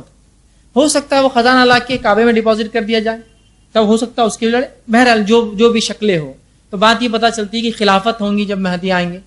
ٹھیک ہے، خلیفہ ہوں گے اور خلیفہ کے 3 بیٹے جنگ کریں گے، کون اس کو سنبھالیں گا. ٹھیک ہے، اور اس کے بعد پھر وہاں سے مہدی جو ہے مکہ شہر میں ظاہر ہوں گے کہیں جو ہے اس علاقے کے. مشرق کے، لیکن جب ظاہر ہوں گے تو مکہ میں ظاہر ہوں گے، شہر مکہ کے اندر ظاہر ہوں گے، اور جب آپ ظاہر ہوں گے لوگوں کو پتہ چلے گا تو آپ کعبے اور مقام ابراہیم کے بیچ میں کہیں لوگوں سے بیعت لیں گے، لوگ پہچانیں گے اور آپ کے ہاتھ پہ بیعت کریں گے۔ اسی طرح صوبان رضی اللہ عنہ فرماتے ہیں، آپ سن کی ایک حدیث فرماتے اور کہتے ہیں، ابن ماجہ کی روایت ہے، اور وہ کہتے ہیں تمہارے کعبے کے خزانے کے پاس 3 آدمی آپس میں جنگ کریں گے، ان میں سے ہر ایک خلیفہ کا بیٹا ہوگا۔ جب مہدی آئیں گے تو کیا ہوں گے حالت؟ 3 لوگ جو بیٹے ہوں گے وہ خزانے کے لیے وہاں لڑ رہے ہوں گے، بیٹا ہوگا، مگر یہ خزانہ کسی کو بھی نہیں ملے گا۔ آپ فرماتا ہے کہ پھر مشرق سے کالے جھنڈے نمودار ہوں گے، وہ تم کو اس طریقے سے قتل کریں گے کہ جس سے پہلے کوئی مثال نہ ملتی ہو۔ صوبان کہتے ہیں رضی اللہ عنہ نے کہا، پھر آپ صلی اللہ علیہ وسلم نے کوئی بات فرمائی جو مجھے یاد نہ رہی حدیث کے اندر، ٹھیک ہے، پھر آپ صلی اللہ علیہ وسلم نے فرمایا جب تم اس مہدی کو دیکھو تو اس کی بیعت کر لو، خواہ تم برف پر گھٹنوں کے بل گھسیٹ کے تمہیں جانا پڑے۔ مطلب جب مہدی آ جائے، واضح علامتیں آ جائے تو دیر نہ کرنا اس کے ہاتھ پر بیعت کرنے، مطلب ان کی طرفداری کرنا، ان کے ساتھ ہو لینا، خلاف ورزی نہ کرنا، ٹھیک ہے بات سمجھ؟ اور جب وہ ظاہر ہوں گے تو ایک جنگ ہوں گی جس میں ظاہر سی بات ہے حق کو بلند کرنے کے لیے مہدی کو بھی لڑنا پڑے گا، اس لیے کہ لڑائی ہر بار بری نہیں ہوتی ہے، امن کے لیے بھی جنگیں ہوتی ہے۔ ظاہر سی بات ہے ہر امن والا ملک ایک ملٹری رکھتا ہے اپنی، اس لیے کہ اگر امن میں رہنا ہے تو فوج رکھنا ہوتی ہے، ورنہ بد امنی پھیلتی، سمجھے؟ تو ان کو بھی جنگ کرنا ہوں گی، اور اس کے بعد بہت سارے عرب اس میں قتل ہوں گے اس جنگ میں، چونکہ بہت سے لوگ ان کے طرف سے ہوں گے جو 3 خلیفہ کے بیٹے ہوں گے، اور حق پسند لوگ مہدی کا ساتھ دیں گے، جس کی وجہ سے ایک جنگ ہوں گی اور بہت سارے لوگ اس میں مارے جائیں گے۔ اسی طرح جو ہے کعبے کے خزانے کی تفصیلات بھرا میں رکھ دی۔ اسی طرح جو ہے ایک مستدرک حاکم کی روایت آتی ہے، آپ صلی اللہ علیہ وسلم ابو سعید خدری رضی اللہ عنہ حدیث کے راوی ہے، آپ نے فرمایا اور کہا میری امت کے آخری زمانے میں مہدی کا ظہور ہوگا، اللہ تعالیٰ اس کے دور میں خوب بارش برسائیں گا، ایک اچھا دور ہوگا مسلمانوں کا، گائیں زمین خوب جو ہے اپنی جو ہے پیداوار نکالیں گی، مطلب خوب اناج نکلیں گا اور خوب پیدا ہوں گی، وہ لوگ لوگوں میں برابری کی بنیاد پر مال تقسیم کریں گا، مال مویشی کی کثرت ہو جائے گی اور امت اسلام عظیم امت بن جائیں گی، وہ 7-8 برس زندہ رہیں گے۔ ٹھیک، تو اس حدیث میں آپ سے فرمایا کہ جب مہدی آ جائیں گے تو دنیا میں امن و امان قائم ہو جائیں گا، لا اسٹیبلش ہو جائیں گا، اور ساتھ میں دنیا میں فراوانی ہو جائیں گی، اور وہ سب کو مال تقسیم کریں گا، اور اس حد تک مال تقسیم کریں گے کہ الفاظ آتے ہیں کہ وہ منادی لگائیں گے، روز کسی شخص کو کہیں گے جاؤ اعلان کرو، کوئی مال چاہتا ہے گا، ایک شخص اعلان کریں گے اور کہیں گے کسی کو کچھ چاہیے، کوئی کچھ نہیں کہیں گا، آپ سے فرماتے ایک شخص کہیں گا مجھے چاہیے، وہ کہیں گے آ جاؤ، خزانے کا دروازہ کھولیں گا، کہیں گا جتنا ہونا لے لو، وہ شخص جو ہے اپنے ہاتھوں سے جتنا اٹھا پائیں گا اٹھائیں گا، لیکن پھر رنج کریں گا کہ افسوس میں ہی ایک ایسا بد نصیب آدمی ہوں کہ سب کو جو ملا اس میں مطمئن ہے، مطلب سب کے پاس اتنا ہوگا، وہ بڑا لالچی ہوگا، اتنا ہوگا کہ جس کی حد نہیں، پھر بھی وہ لالچ میں آئیں گا، وہ کہیں گا افسوس کہ سب کے پاس موجود ہے اور سب مطمئن ہے، میرے پاس بھی ہے، پھر بھی میں لینے آیا، اسے بڑا رنج ہوگا، اور وہ کہیں گا کہ نہیں میں واپس کرتا ہوں، خزانے والا کہیں گا آپ جو دے دیا ہم واپس نہیں لیتے، لے جاؤ یہ ہمارے پاس، مطلب پہلی ایکسس ہے، مطلب اتنا اللہ دنیا میں فراوانی، مال، غلہ، جانور، مویشی اور تمام چیزوں کو وہ کریں گا، اور وہ 7-8 یا بہرحال 9 سال کی بھی روایت آتی ہے آگے آئیں گی، وہ جو ہے حکمرانی کریں گے۔ اسی طرح جو ہے مہدی کے تعلق سے جو اور بات آتی ہے، ان کے تعلق سے آتی مسند احمد کی روایت ہے، ابو سعید خدری رضی اللہ عنہ حدیث کے راوی فرماتے ہیں میں تمہیں مہدی کی آمد کی خوشخبری دیتا ہوں، آپ نے فرمایا کہ میں تمہیں مہدی کی آمد کی خوشخبری دیتا ہوں، اس کا ظہور اس وقت ہوگا جب لوگوں میں اختلاف بہت زیادہ ہو جائے گا اور زلزلوں کی کثرت ہوں گی، مطلب چھوٹی علامتیں ظاہر ہو جائیں گی، ہوں گی، وہ زمین میں اسی طرح عدل و انصاف سے بھر دے گا جس طرح سے وہ قتل اور غارت گری میں ان کے آنے سے پہلے بھری ہوئی تھی، یا ظلم و زیادت بھری تھی، آسمان کے رہنے والے اور زمین کے باسی سب اس سے راضی ہوں گے، وہ لوگوں میں برابری کی بنیاد پر مال تقسیم کریں گا۔ ایک شخص نے سوال کیا کہ یہ برابری سے تقسیم کرنا کس کو کہتے ہیں؟ تو آپ نے فرمایا مال دینے میں سب لوگوں سے یکساں سلوک کریں گا، اس کو زیادہ ان کو کم نہیں، سب کو برابر دیں گا۔ پھر آپ نے فرمایا کہ اللہ تعالیٰ امت محمدیہ کے دلوں کو غنا سے بھر دیں گا، اتنا مال وہ دیں گے کہ لوگ غنی ہو جائیں گے، غنی مطلب مالداری سے بھر دیں گا۔ پھر آپ فرماتے ہیں نوبت یہاں تک آ پہنچیں گی کہ مہدی ایک منادی کو حکم دیں گا اعلان کرنے والوں کو کہ اعلان کرو، لیکن اس اعلان کی پیشکش کو بھی کوئی قبول نہیں کرے گا، اسے کچھ چاہیے، لیکن آپ فرماتے صرف ایک شخص اٹھے گا اور کہیں گا کہ مہدی اس سے کہے گا جاؤ خزانچی سے اس کو جو چاہے خزانوں میں سے دے دو، جائیں گا، وہ کہیں گا مہدی تمہیں حکم دیتا ہے کہ مجھے مال دو، خزانچی اس سے کہیں گا کہ اپنے دونوں ہاتھوں سے جتنا اٹھا سکتے ہو اٹھا لو، جب وہ شخص مال اپنی جھولی میں ڈال کر باندھ لے گا تو پشیمان ہوں گا اور کہیں گا اور سوچے گا افسوس میں ہی امت محمدیہ میں سے سب سے زیادہ لالچی انسان ہوں کہ میں یہاں آ گیا، حالانکہ کوئی نہیں آئے، لیکن جب وہ مال واپس کرنا چاہیں گا اس سے وہ مال لیا نہ جائیں گا، اور مہدی 7-8 برس تک یہی معاملہ ان کی زندگی میں بہرحال چالو رہیں گا۔ اسی طرح مسند احمد کی روایت علی بن ابی طالب رضی اللہ عنہ فرماتے اور کہتے ہیں مہدی ہم میں سے ہوں گا، مسلمانوں میں سے ہوں گا، اللہ تعالیٰ اس کی ایک رات میں اصلاح فرما دیں گا۔ مطلب یہ کہ مہدی ایک ایسے انسان ہوں گے جن کو پتہ نہیں ہوگا وہ اس منصب کے شخص ہے، اس منصب ان کو پتہ نہیں ہوگا یہ سب چیزیں۔ یاد رکھیے، آپ یہ مت سوچیے کہ مہدی پیدا ہوں گے تو خصوصی شہنائیاں بجیں گی اور زمین آسمان اپنے وہ بدل دیں گے اور اعلان ہوں گے، اس طرح کچھ بھی نہیں ہونے والا، عام ہوں گے، لیکن اللہ ان کی اصلاح کر دیں گا۔ علماء اس کی شرح کرتے اور کہتے اصلاح سے مراد یہ کہ اللہ خلافت کے لیے انہیں اچانک تیار کر دیں گا۔ اسی طرح وہ فرماتے ہیں اس لائق بنا دیں گا کہ مسلمانوں کے خلیفہ بنے، ان کو توفیق عطا فرما دیں گا کہ مسلمان خلافت کریں، ان کو الہام اور رہنمائی عطا فرمائیں گا تاکہ وہ خلافت کر سکے، ان کو قیادت اور حکمرانی کی صفتیں ان میں اچانک ڈال دیں گا کہ وہ یہ کام کر سکے، اور وہ صفتیں اس سے پہلے ان میں شاید نہ ہوں گی، اللہ لیکن وہ صفتیں ان میں ڈال دیں گا، یاد رکھیے۔ لیکن ہرگز اس کا مطلب یہ ہے کہ مہدی ایک برا آدمی ہوگا، خراب آدمی ہوگا، اللہ اس کی ایک رات میں اصلاح کر دیں گے، نہیں، مراد یہ ہے کہ ان کو اس منصب کے لیے، مسلمانوں خلافت کے لیے تیار کر دیں گے، ٹھیک۔ اسی طرح بہت ساری حدیثوں میں آپ صلی اللہ علیہ وسلم نے اس کا تذکرہ فرمایا، اور حدیث مسند احمد کی روایت ہے، آپ صلی اللہ علیہ وسلم فرمایا، اور آپ نے کہا حضرت جابر رضی اللہ عنہ حدیث کے راوی، اور فرمایا عیسیٰ ابن مریم آسمان سے جب نازل ہوں گے تو مسلمانوں کے امیر امام مہدی ان سے کہیں گے کہ تشریف لائے اور نماز کی امامت کریے، وہ معذرت کر دیں گے، عیسیٰ علیہ السلام انکار کر دیں گے، معذرت فرمائیں گے اور کہیں گے اس کی امامت ان لوگوں کے لیے زیبا ہے، مطلب امت محمدیہ کے لیے امامت زیبا ہے، یہ اس امت پر اللہ کا احسان اور فضل ہوگا۔ مطلب جب امام مہدی آئیں گے انہی کے زمانے میں عیسیٰ علیہ السلام نازل ہوں گے، اور عیسیٰ علیہ السلام جب آئیں گے تو امام مہدی پورا بہرحال تفصیلات انشاءاللہ عیسیٰ علیہ السلام کے نزول میں واقع آئیں گا، ابھی اتنا وقت نہیں ہے، جب اتریں گے تو عصر یا مغرب کی نماز کا وقت ہوگا، عصر یا معاف کرنا فجر کی نماز کا وقت ہوگا، اقامت دی جائیں گی، عیسیٰ علیہ السلام نازل ہوں گے، مہدی کہیں گے کہ عیسیٰ علیہ السلام آپ نماز پڑھائیں گی، آپ کہیں گے کہ نہیں اقامت آپ کے لیے دی گئی، نماز آپ ہی پڑھائیے، اور یہ اس امت کا شرف ہوگا، لیکن اس کا ہرگز معنی یہ نہیں ہے کہ مہدی افضل ہوں گے عیسیٰ علیہ السلام سے، اس لیے کہ نبی اکرم صلی اللہ علیہ وسلم نے بھی ابوبکر صدیق رضی اللہ عنہ کے پیچھے نماز پڑھی، اور عبد الرحمن ابن عوف رضی اللہ عنہ کے پیچھے بھی نماز پڑھی، ٹھیک ہے۔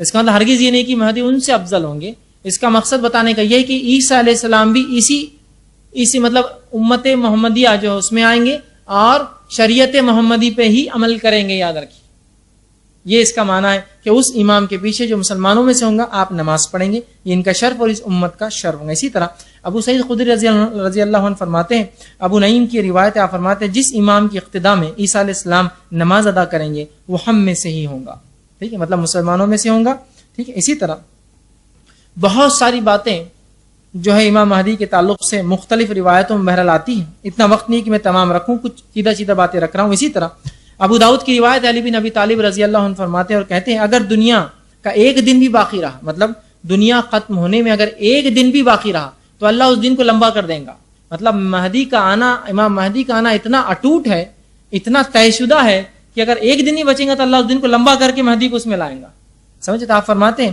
اگر دنیا کا ایک دن بھی باقی ہو جائے تو اس میں اللہ تعالیٰ میرے اہل بیت میں سے ایک شخص کو ظاہر کریں گا جو زمین کو اسی طرح عدل و انصاف سے بھر دیں گا جس طرح اس سے پہلے وہ ظلم و ستم سے بھری ہوئی تھی، مطلب ان کا آنا اتنا اٹل ہے اور اتنا اٹوٹ ہے۔ اسی طرح صحیح مسلم کی روایت ہے، آپ صلی اللہ علیہ وسلم فرماتے ہیں، جابر بن عبداللہ رضی اللہ عنہ اس حدیث کے راوی اور کہتے ہیں آپ نے فرمایا قریب ہے کہ عراق والوں کو غلہ بند ہو جائے گا، قریب ہے کہ عراق والوں کو غلہ بند ہو جائے گا، نقد آنا بند ہو جائے گا، مطلب ان کے اناج پر بھی پابندی، کھانے پینے پر، ان کی اکنامی پہ پابندی، ان کا اناج بند ہو جائے گا، ان کو مال آنا جو ہے بند ہو جائے گا، نقد آنا بند ہو جائے گا۔ ہم نے پوچھا، صحابہ نے پوچھا کیسے ہوگا، اس طرح سے کیسے ہوگا، لوگ اس کا اناج اور جو ہے پیسہ بند کر دیں گے؟ آپ صلی اللہ علیہ وسلم نے فرمایا یہ پابندی عجم کی طرف سے ہوں گی، یہ پابندی عربوں کی طرف سے نہیں، یہ عجم کی طرف سے کوئی دوسرا لگائیں گا اور انہیں اس سے محروم کر دیں گا اس چیز سے، ٹھیک۔ تو پتہ چلا قیامت سے پہلے کچھ ملک اتنے تسلط اور اتنا بھاری اپنا دبدبہ رکھیں گے کہ وہ چاہے تو کسی ملک کی معیشت کو بھی برباد کر دے، چاہے تو ان کو کھلائے، چاہے تو ان کو بھوکا مار دے، اسی لیے اس کا جو ہے غلہ بند ہو جائیں گا اور مال بھی جو ہے رک جائیں گا۔ جس طرح سے آج بہت سے ظالمانہ ملک جو اس طرح سے کرتے ہیں کہ جب ان کی بات نہ مانی جاتی ہے تو تو ان کے پورے اکنامی کو اور ان کے سسٹم کو برباد کر دیتے ہیں.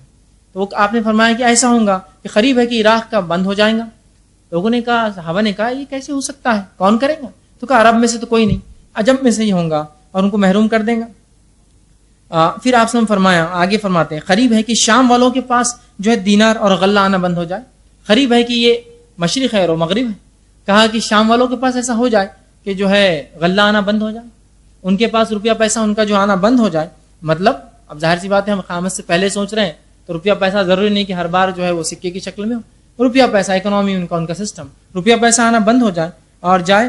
ہم نے سوال کیا یہ کیسے ہوگا, یہ کیسے پابندی ہوں گی؟ تو آپ صلی اللہ علیہ وسلم نے فرمایا یہ رومیوں کی جانب سے ہوگا, یہ کام یورپینز کریں گے. رومی اصل بولے تو آپ صلی اللہ علیہ وسلم کے دور میں روم سے مراد یورپ ہوتا تھا, یاد رکھیے, اس لیے کہ یورپ کے جو لوگ ہوتے تھے ان کو رومی کہا جاتا تھا.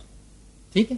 اس کے بعد بہرحال عربی کے اندر مختلف اصطلاحات میں جو فرانس کے لوگ ہوتے ہیں ان کو یورپین کہا جاتا تھا. بات کے جیسا جس کو فرنجیون کہتے ہیں عربی کے اندر, فرانسیسی, ٹھیک, اس کو فرنگی بولتے ہیں اردو زبان کے اندر. بہرحال لیکن آپ صلی اللہ علیہ وسلم کی زبان میں یورپ مطلب اس کو رومی کہتے تھے. رومی مطلب پورا یورپ, اس میں خالی آپ روم مطلب اٹلی کا وہ شہر روم مت لیجئے. رومی سے مراد وہ نسل پوری یورپین نسل. تو آپ نے فرمایا یہ رومیوں کا کارنامہ ہوگا, یورپ اس طرح کی حرکت کریں گا اور مسلمانوں کے ساتھ کہ ان کا غلہ بند کر دیں گا, اور مشرق میں بھی یہ ہوگا اور مغرب مطلب شام کا علاقہ بھی اور عراق کا علاقہ بھی پھر رومیوں کی جانب سے ہوگا. پھر آپ صلی اللہ علیہ وسلم نے دیر تک خاموش رہے. صحابہ نے کہا, پھر فرمایا میری امت کے آخری زمانے میں ایک خلیفہ ایسا ہوگا, مطلب اس ظلم اور ستم میں جب امت مسلمہ ہوں گی تو پھر میری امت میں ایک خلیفہ ایسا ہوگا جو جھولیاں بھر بھر کے گنے بغیر لوگوں کو مال دیں گا. مطلب جس طرح سے لوگ مسلمانوں کو دبائیں گے, ان کے ملکوں کو برباد, ان کی معیشت کو, سسٹم کو برباد کریں گے, اسی دور میں مہدی آئیں گے. مطلب بہت برا زمانہ ہوگا, مسلمانوں کا کہیں جو ہے دبدبا نہیں ہوگا, برا زمانہ ہے قیامت سے پہلے. بہرحال جو بھی ہے, اور اس میں بہت ساری باتیں, ایک تو خود مسلمانوں کی بدعمالیاں اس چیز کو لائیں گی, اور ایک یہ تھی کہ اللہ نے اس چیز کو طے کر رکھا ہے تو وہ تو ہونا ہی ہے, لیکن مسلمانوں کی بدعمالیاں بھی یاد رکھیں اس میں شامل ہوں گی. جو گناہ اور ظلم و ستم پہلے ہم اپنے رب کے ساتھ کریں گے, اس کے بدلے میں پھر دنیا میں ہم پہ ظلم اور ستم ہوگا. ٹھیک. اسی طرح صحیح مسلم کی روایت ہے, آپ صلی اللہ علیہ وسلم فرمایا, اور حدیث کے الفاظ یوں ہیں کہ ام المومنین عائشہ رضی اللہ عنہ حدیث کی راوی بیان کرتی ہے, آپ نے فرمایا آپ ایک رات سوئے ہوئے تھے اور نیند میں آپ کے بدن مبارک سے ایسی کچھ حرکتیں ہوئی جو آپ نے اس سے پہلے نہیں کی تھی. تو عائشہ رضی اللہ عنہ اور دیگر صحابیات نے پوچھا, امہات نے پوچھا, اے اللہ کے رسول, آج رات ایک ایسی حرکت آپ کے جسم سے ہوئی جو حرکت اس سے پہلے آپ نے کبھی نہیں کی, آپ کے جسم سے ایسی حرکت نہیں ہوئی. تو آپ صلی اللہ علیہ وسلم نے فرمایا کہ میری امت کے کچھ لوگ کعبے کی طرف بڑھ رہے تھے. میں نے خواب دیکھا, اور نبی کا خواب سچا ہوتا ہے, میں نے خواب دیکھا اور میں نے دیکھا میری امت کے کچھ لوگ کعبے کی طرف بڑھ رہے تھے. وہ قریش کے شخص کو مارنا چاہتے تھے. یہ ہو سکتا ہے وہ 3 لڑکے ہوں گے جو اس زمانے کے خلیفہ ہوں گے, جو خانہ کعبہ کا خزانہ چاہتے ہوں گے, اور جب انہیں پتہ چلے گا مہدی جو حق ہے یا حق پر ہے وہ آ چکے ہیں تو ظاہر سی بات ان کو برا لگے گا, ہو سکتا ہے. تو آپ سے فرماتے ہیں کہ ایک شخص کو مارنا چاہتے تھے جو کعبے میں پناہ لیے ہوئے تھا. اس سے ایک بات پتہ چلتی ہے کہ مہدی جب ظہور ہوگا اس سے پہلے وہ کعبے میں پناہ لیں گے, مکہ میں پناہ لیں گے, بالخصوص کعبے کے اندر حرم میں پناہ لے لیں گے. آ کر پناہ لیے ہوا تھا. جب وہ ایک کھلے صحرا میں تھے تو ان سب کو دھسا دیا گیا. تو جب وہ لوگ مارنے کی نیت سے ایک فوج بنائیں گے, یقیناً مہدی کے ساتھ بھی کچھ لوگ ہوں گے امام مہدی, لیکن وہ کم ہوں گے. تو جب وہ پورے فوج کی شکل میں آ رہے ہوں گے تو اللہ ان کو دھسا دیں گا. تو یہ مہدی کے ظاہر ہونے کی بہت بڑی علامت ہے کہ ان سے لوگ لڑنے جائیں گے اور وہ دھس جائیں گے. تو وہ دھسا دیے جائیں گے, مطلب اللہ فوج کو جانے سے پہلے برباد کر دیں گا. تو آگے آتا صحرا میں سب کو دھسا دیا جائے گا, یعنی زمین پھٹ جائیں گی اور اس میں انہیں پیٹ میں نگل لیں گی. ہم نے عرض کیا, امہات المومنین نے عرض کیا, اللہ کے رسول اس میں بہت سارے لوگ ہوں گے نا, سب دھس جائیں گے آپ بول رہے ہیں, تو بہت سارے لوگ ہوں گے مسافر ہوں گے, بہت سارے لوگوں کو زبردستی لایا ہوگا, اور بہت سارے لوگ ہم جیسے دیکھنے آئیں گے کیا چل رہا, اتنی بڑی فوج آ رہی ہے اور فلاں ہم دیکھنے آئیں گے تو کیا ہوگا. آپ صلی اللہ علیہ وسلم فرمایا ہاں ایسا ہوگا کہ کچھ لوگ جان بوجھ کر شامل ہوں گے, کچھ لوگ مجبوراً لائے گئے ہوں گے, کچھ لوگ بیچارے یوں ہی دیکھنے آئیں گے, مسافر ہوں گے, اور یہ سب دھسا دیے جائیں گے اس کے اندر. لیکن ہر شخص اپنی نیت پر قیامت کے دن اٹھیں گا. بات سمجھ, مطلب جو لڑنے آیا تھا اس کو عذاب ملیں گا, جو بیچارہ مسافر تھا اس کو اس کی نیت کا, جو بیچارہ پکڑ کر زبردستی لائے گا تو اس کو اس کی, ہر فرد کو اس کی نیت کا اجر ملے گا. تو اسی سے علماء ایک مسئلہ بھی اخذ کرتے ہیں, جب ایک تعفن یا زلزلے آتے ہیں جس میں نیک اور بد سب مارے جاتے ہیں, تو یہاں بد اپنی برائی پر اور نیکوکار اپنی نیکی کے حساب سے اس کی نیت پر اٹھیں گے. چونکہ یہاں سب دھس جائیں گے ایک ساتھ، لیکن اٹھیں گے اپنی نیتوں کے اعتبار سے کیا کرنے آئے تھے. تو پتہ چلا ایک جنگ ہوگی، فوج تیار ہوگی، وہ 3 لڑکے فوج تیار لیکن وہ دھس جائیں گے. ٹھیک. اسی طرح مسند احمد کی روایت ہے، آپ صلی اللہ علیہ وسلم فرماتے ہیں، ابو ہریرہ رضی اللہ عنہ حدیث کے راوی فرماتے ہیں، ایک شخص کے حجر اسود اور مقام ابراہیم کے درمیان بیعت کی جائیں گی. اب وہ دھس جائیں گا اور لوگ جو حق پسند ہوں گے آ کر مہدی کے ہاتھ پر بیعت کریں گے. اس گھر کی حرمت کے رہنے والے ہی اس کی حرمت پامال کریں گے. مطلب مسلمان ہی آپس میں مہدی سے لڑیں گے، حکومت کے لیے پامال کریں گے، اور جب وہ اس کی حرمت کو پامال کر دیں گے تو پھر عربوں کی ہلاکت اور بربادی کے بارے میں مت پوچھو مجھ سے. مطلب جب خود وہاں کے رہنے والے کعبے کی حرمت پامال کریں گے تو مت پوچھو مجھ سے پھر اللہ کیا ہلاکت اور بربادی ان کے لیے لانے والا ہے. ٹھیک ہے. اور آپ فرماتے بربادی لائیں گا، برپا کریں گا، مت پوچھو. پھر جشی آئیں گے جو کعبے کو تباہ اور برباد کر دیں گے. پھر جشا سے کچھ لوگ آئیں گے حبش سے جو کعبے کو تباہ اور برباد کر دیں گے، اور اس کی تباہی کے بعد پھر اللہ کا یہ گھر کبھی آباد نہیں ہوگا. مطلب کعبہ جب برباد ہو جائے گا اس کے بعد کوئی اس کو آباد نہ کرے گا. یہی لوگ ہوں گے جو اس کے خزانے بھی نکال کر لے جائیں گے.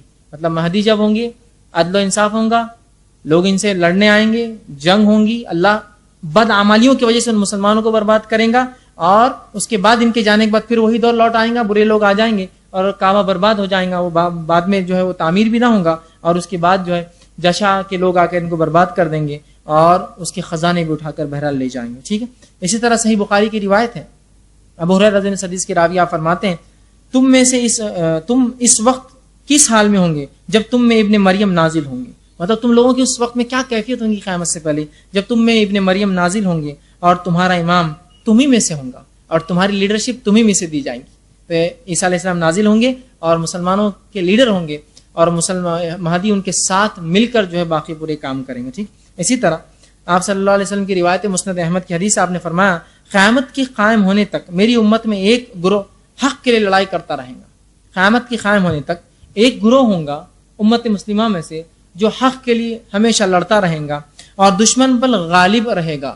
اور فرمایا پھر عیسیٰ ابن مریم علیہ السلام نازل ہوں گے تو مسلمانوں کا امیر مہدی کہے گا تشریف لائیے اور نماز میں ہماری امامت فرمائیے. عیسیٰ علیہ السلام فرمائیں گے نہیں، تمہارے باز کے لیے عمرہ ہے، تم ہی امامت کرو. اور اللہ تعالیٰ نے اس امت کو یہ عزت بخشی ہے کہ ایک نبی آئیں گا اور ان کے امام کے پیچھے نماز پڑھیں گا. ٹھیک ہے. اسی طرح آپ صلی اللہ علیہ وسلم کی بہت ساری بہرحال 50 روایتیں ہیں جو آتی ہیں. ام المومنین حضرت ام سلمہ رضی اللہ عنہ فرماتی اور کہتی ہیں، آپ صلی اللہ علیہ وسلم نے فرمایا حدیث طرح سے، یہ خلیفہ کی موت کے وقت امت میں اختلاف پیدا ہوگا. اس موقع پر ایک شخص مدینہ سے فتنے کے ڈر سے بھاگ کر مکہ مکرمہ پہنچے گا. مطلب مہدی پہلے کہیں مشرق میں ہوں گے، اس کے بعد مدینہ آئیں گے، مدینہ سے مکہ جائیں گے. اس حدیث میں اور الفاظ مدینہ شہر کے، مدینہ سے نکل کر مکہ جائیں گا. ایک شخص مدینہ سے فتنے کے ڈر سے بھاگ کر مکہ مکرمہ پہنچے گا. مکہ کے کچھ لوگ اس کے پاس آئیں گے، وہ اسے گھر سے نکلنے کو کہیں گے، مگر وہ عمارت کو ناپسند کریں گے، اس بات کو ناپسند کریں گا. لوگ حجر اسود اور مقام ابراہیم کے درمیان اس پر بیعت کر لیں گے، اس کے ہاتھ بیعت کریں گے. اس کے خلاف لڑنے کے لیے اہل شام، اب شام سے کچھ لوگ طرف سے ایک لشکر بھیجا جائے گا. اور فرمایا وہ لشکر جب مکہ اور مدینہ کے بیچ کے درمیان ایک صحرا میں ہوگا تو اسے زمین میں دھسا دیا جائے گا. وہ واقعی کی اور تفصیلات آ رہی دھسا.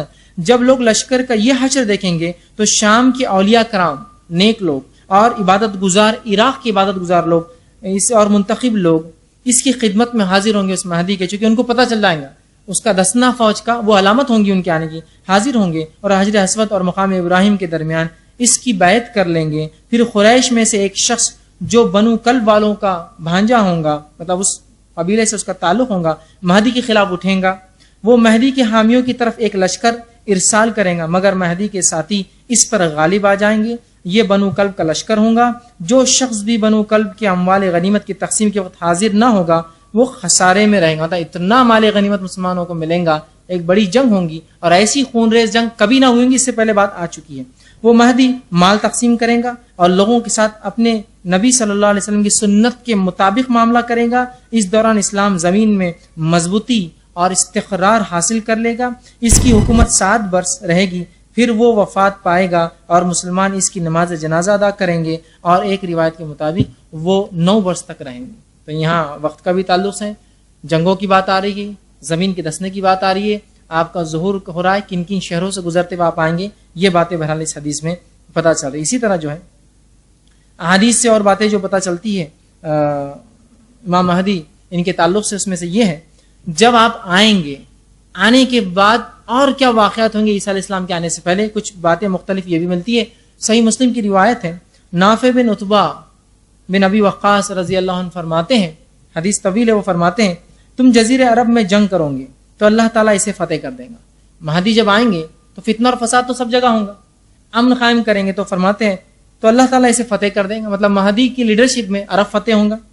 پھر تم ایران پر حملہ کرو گے، اللہ تعالیٰ اسے بھی فتح کر دے گا۔ پھر تم روم پر حملہ کرو گے، یوروپ پر، اللہ تعالیٰ جو ہے اسے بھی فتح کر دے گا تمہارے لیے۔ پھر تم دجال کے سے جنگ کرو گے تو اللہ تعالیٰ اسے بھی فتح کر دے گا۔ تو یہاں اللہ کے رسول صلی اللہ علیہ وسلم نے فرمایا کہ مہدی کی لیڈرشپ میں مسلمان عرب اور عجم دونوں فتح کریں گے، عراق بھی، ایران بھی، اور پورا یورپ جو ہے فتح کریں گے۔ اسی طرح ابو داؤد کی روایت ہے، معاذ بن جبل رضی اللہ عنہ فرماتے اور کہتے ہیں بیت المقدس کی آباد ہونے سے مدینہ کی بربادی شروع ہو جائیں گی۔ مطلب یہ ہے کہ اس زمان میں جو خلافت ہوں گی وہ بیت المقدس میں ہوں گی، بیت المقدس سے ہوں گی۔ تو آپ فرماتے بیت المقدس کی آبادی، مدینہ کی بربادی ہوں گی، مطلب مدینہ ختم ہو جائے گا، لوگ مدینہ بھول جائیں گے، بیت المقدس آباد ہو جائیں۔ آپ فرماتے ہیں کہ مدینہ کی بربادی شروع ہو جائے گی، مدینہ کی بربادی ہوئی تو ایک عظیم مورکہ شروع ہو جائے گا، ایک بہت بڑی جنگ ہوں گی، پھر اس کے بعد مورکہ شروع ہو جائے گا۔ وہ مورکہ شروع ہوا تو قسطنطنیہ فتح ہو جائے گا، مسلمان یورپ کو فتح کریں، اس لیے کہ قسطنطنیہ یہ یورپ کا اس زمانے میں کیپٹل تھا، کانسٹینٹنی پول جس کو کہتے تھے۔ اس کے بعد اس کا نام مسلمانوں نے، جب محمد الفاتح نے جو ہے 15ویں صدی میں جو اس کو جب مسلمانوں کے قبضے میں لیا تو اس کا نام انہوں نے اسلام پول رکھ دیا، اسلام کا شہر۔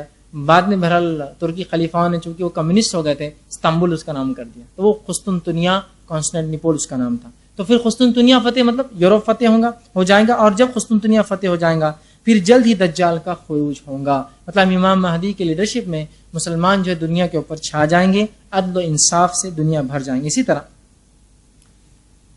خروج دجال سے قریب جو بہرحال اور مسلمانوں کی حالتیں ہوں گی، اس کے تعلق سے جو روایت آتی ہے وہ ایک حدیث یہ ہے کہ آپ صلی اللہ علیہ وسلم نے فرمایا، حدیث یہ بھی بڑی طویل، آپ نے فرمایا تم عیسائیوں کے ساتھ صلح کر لو گے، جب مسلمان یورپ فتح کریں گے ہو سکتا ہے کسی ضرورت کے تحت وہ یورپین سے، عیسائیوں سے صلح کر لیں گے، اور ایک تیسرے دشمن سے لڑوں گے، پھر ہو سکتا ہے کہ اور ایک طاقت اس زمانے میں کھڑی ہوں گی جو مسلمانوں کے خلاف ہوں گی۔ یہ بات کی بات ہو سکتی ہے اس جنگ کے، یہ پہلے کی بات ہو سکتی فتح کی، ہو سکتا ہے کوئی ایک اور محاذ ہوگا جو مسلمان اور عیسائی دونوں کے خلاف ہوگا۔ آپ فرماتے ہیں دونوں تم معاہدہ کرو گے، عیسائی اور مسلمان مل کر پھر جو ہے اس تیسرے اس سے جنگ لڑیں گے، ایک معاہدہ ہوگا، معاہدہ طے ہوگا اور مسلمان ان سے لڑیں گے۔ آپ فرماتے ہیں اور رومی پس پشت تمہارا، اور تم عیسائیوں کے ساتھ صلح کر لو گے، پھر ایک لڑائی کرو گے اور رومی پس پشت تمہارے ساتھ غداری کریں گے، تم اس جنگ میں فتح یاب رہو گے، مال غنیمت حاصل کرو گے اور نقصان سے محفوظ رہو گے، پھر تم میدان جنگ میں واپس لوٹو گے، حتیٰ کہ تم اور عیسائی ایک ٹیلے والی سرسبز جگہ، اونچی جگہ پر پڑاؤ ڈالو گے، وہاں عیسائیوں میں سے ایک شخص صلیب کو اٹھائیں گا اور کہیں گا، مطلب مسلمان اور عیسائی مل کے لڑیں گے تیسرے دشمن سے، اللہ فتح دیں گا، بہت مال غنیمت ملیں گا۔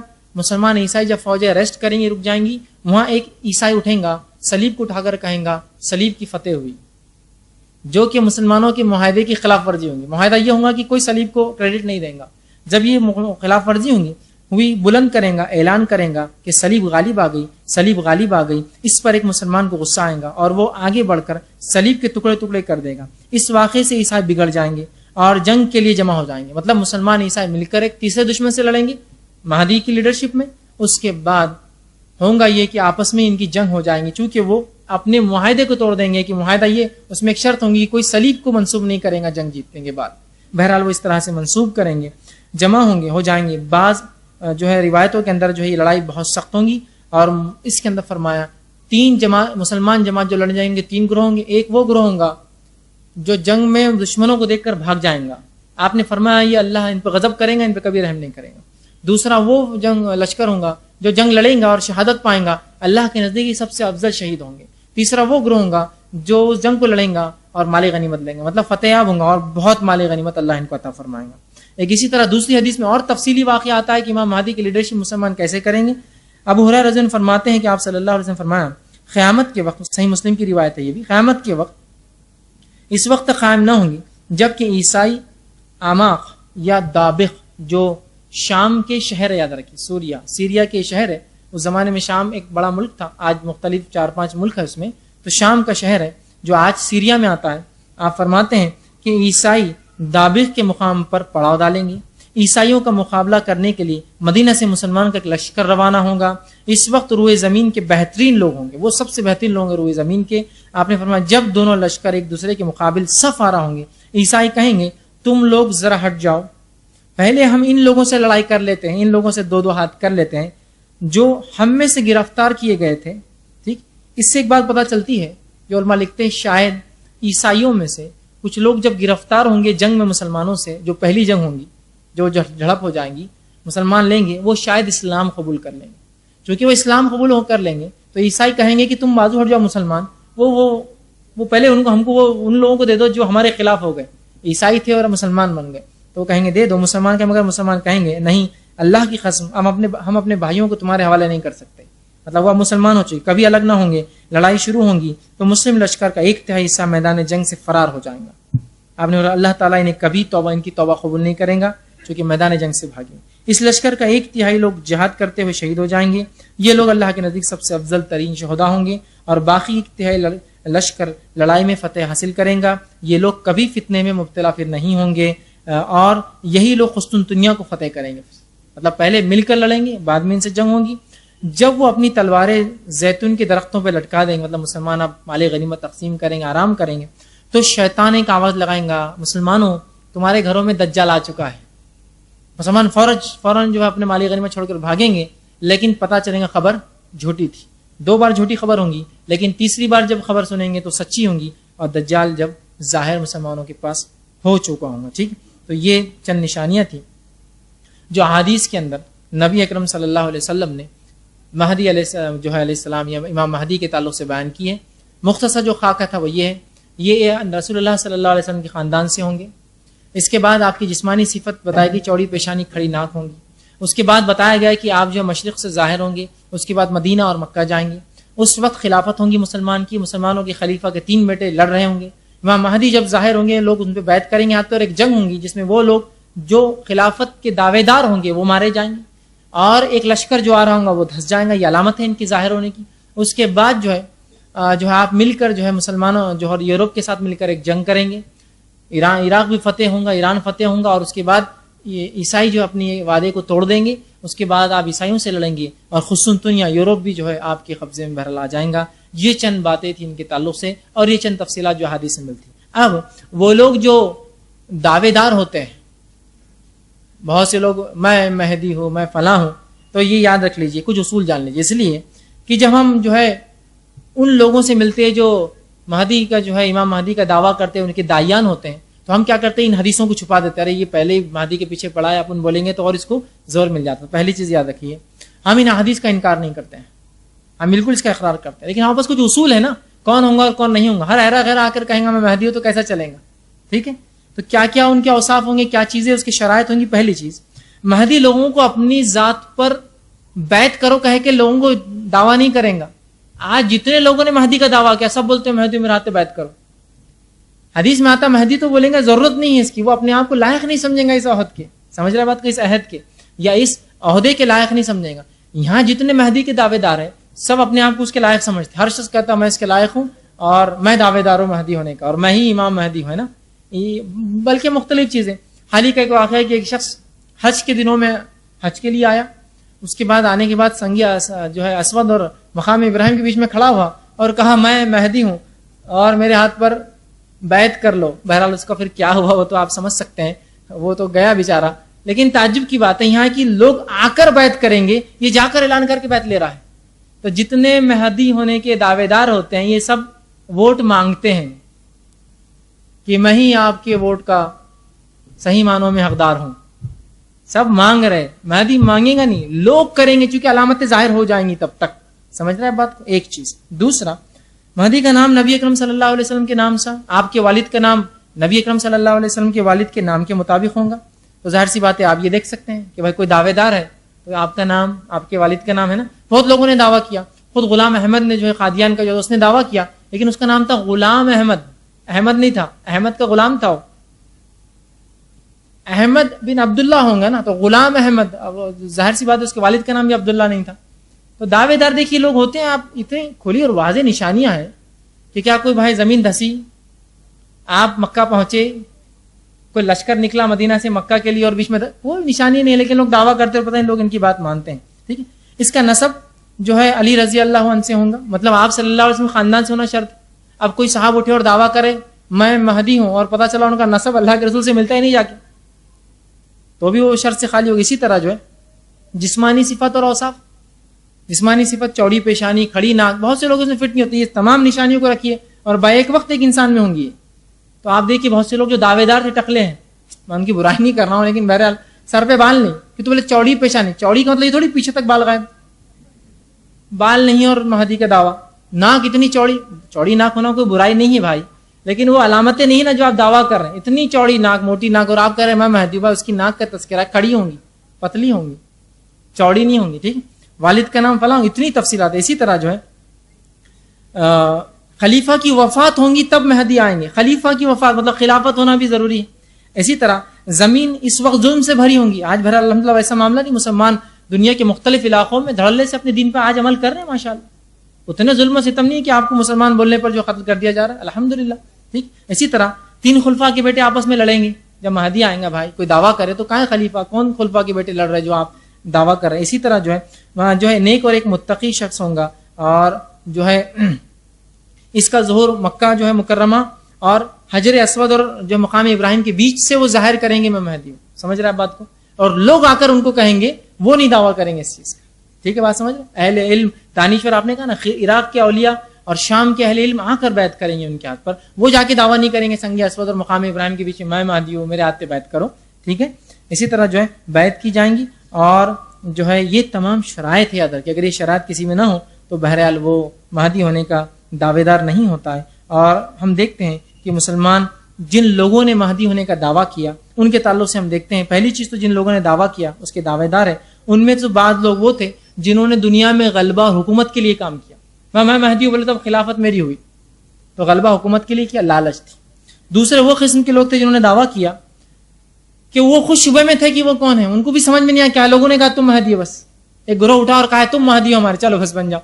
ایک تو وہ تھے جنہوں نے خود دعویٰ کیا, ٹھیک ہے, اور دوسرے وہ تھے جھوٹا دعویٰ غلبے کے لیے, دنیا پرستی کے لیے. دوسرے وہ لوگ تھے جو خود مشکوک تھے, ان کو خود پتہ نہیں کیا, لوگوں نے ان کو بنا دیا.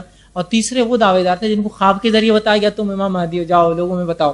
ٹھیک ہے, دیکھیے سب سے پہلی چیز تو یہ, نہ ہمارا خواب انبیاء والا خواب ہے جو پورا سچ ہو, اور نہ اس کی تعبیر بتانے والا کوئی یوسف علیہ السلام موجود ہے جو ہم کو سچی تعبیر بتائے. 100% تو معاملہ انہی سے ہو سکتا ہے کہ خواب نبی کا ہو اور تعبیر بتانے والا پھر اگر نبی کا نہ ہو تو اس جیسا ایک نبی ہو جو تعبیر بتا جو 100% کریکٹ ہوتی.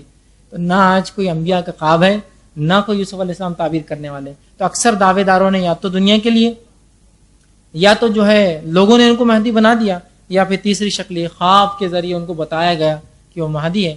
تو اس طرح سے ہوتا ہے. بہرحال تو یہ چند باتیں تھیں جو ضروری میں نے سمجھی بہرحال رکھوں.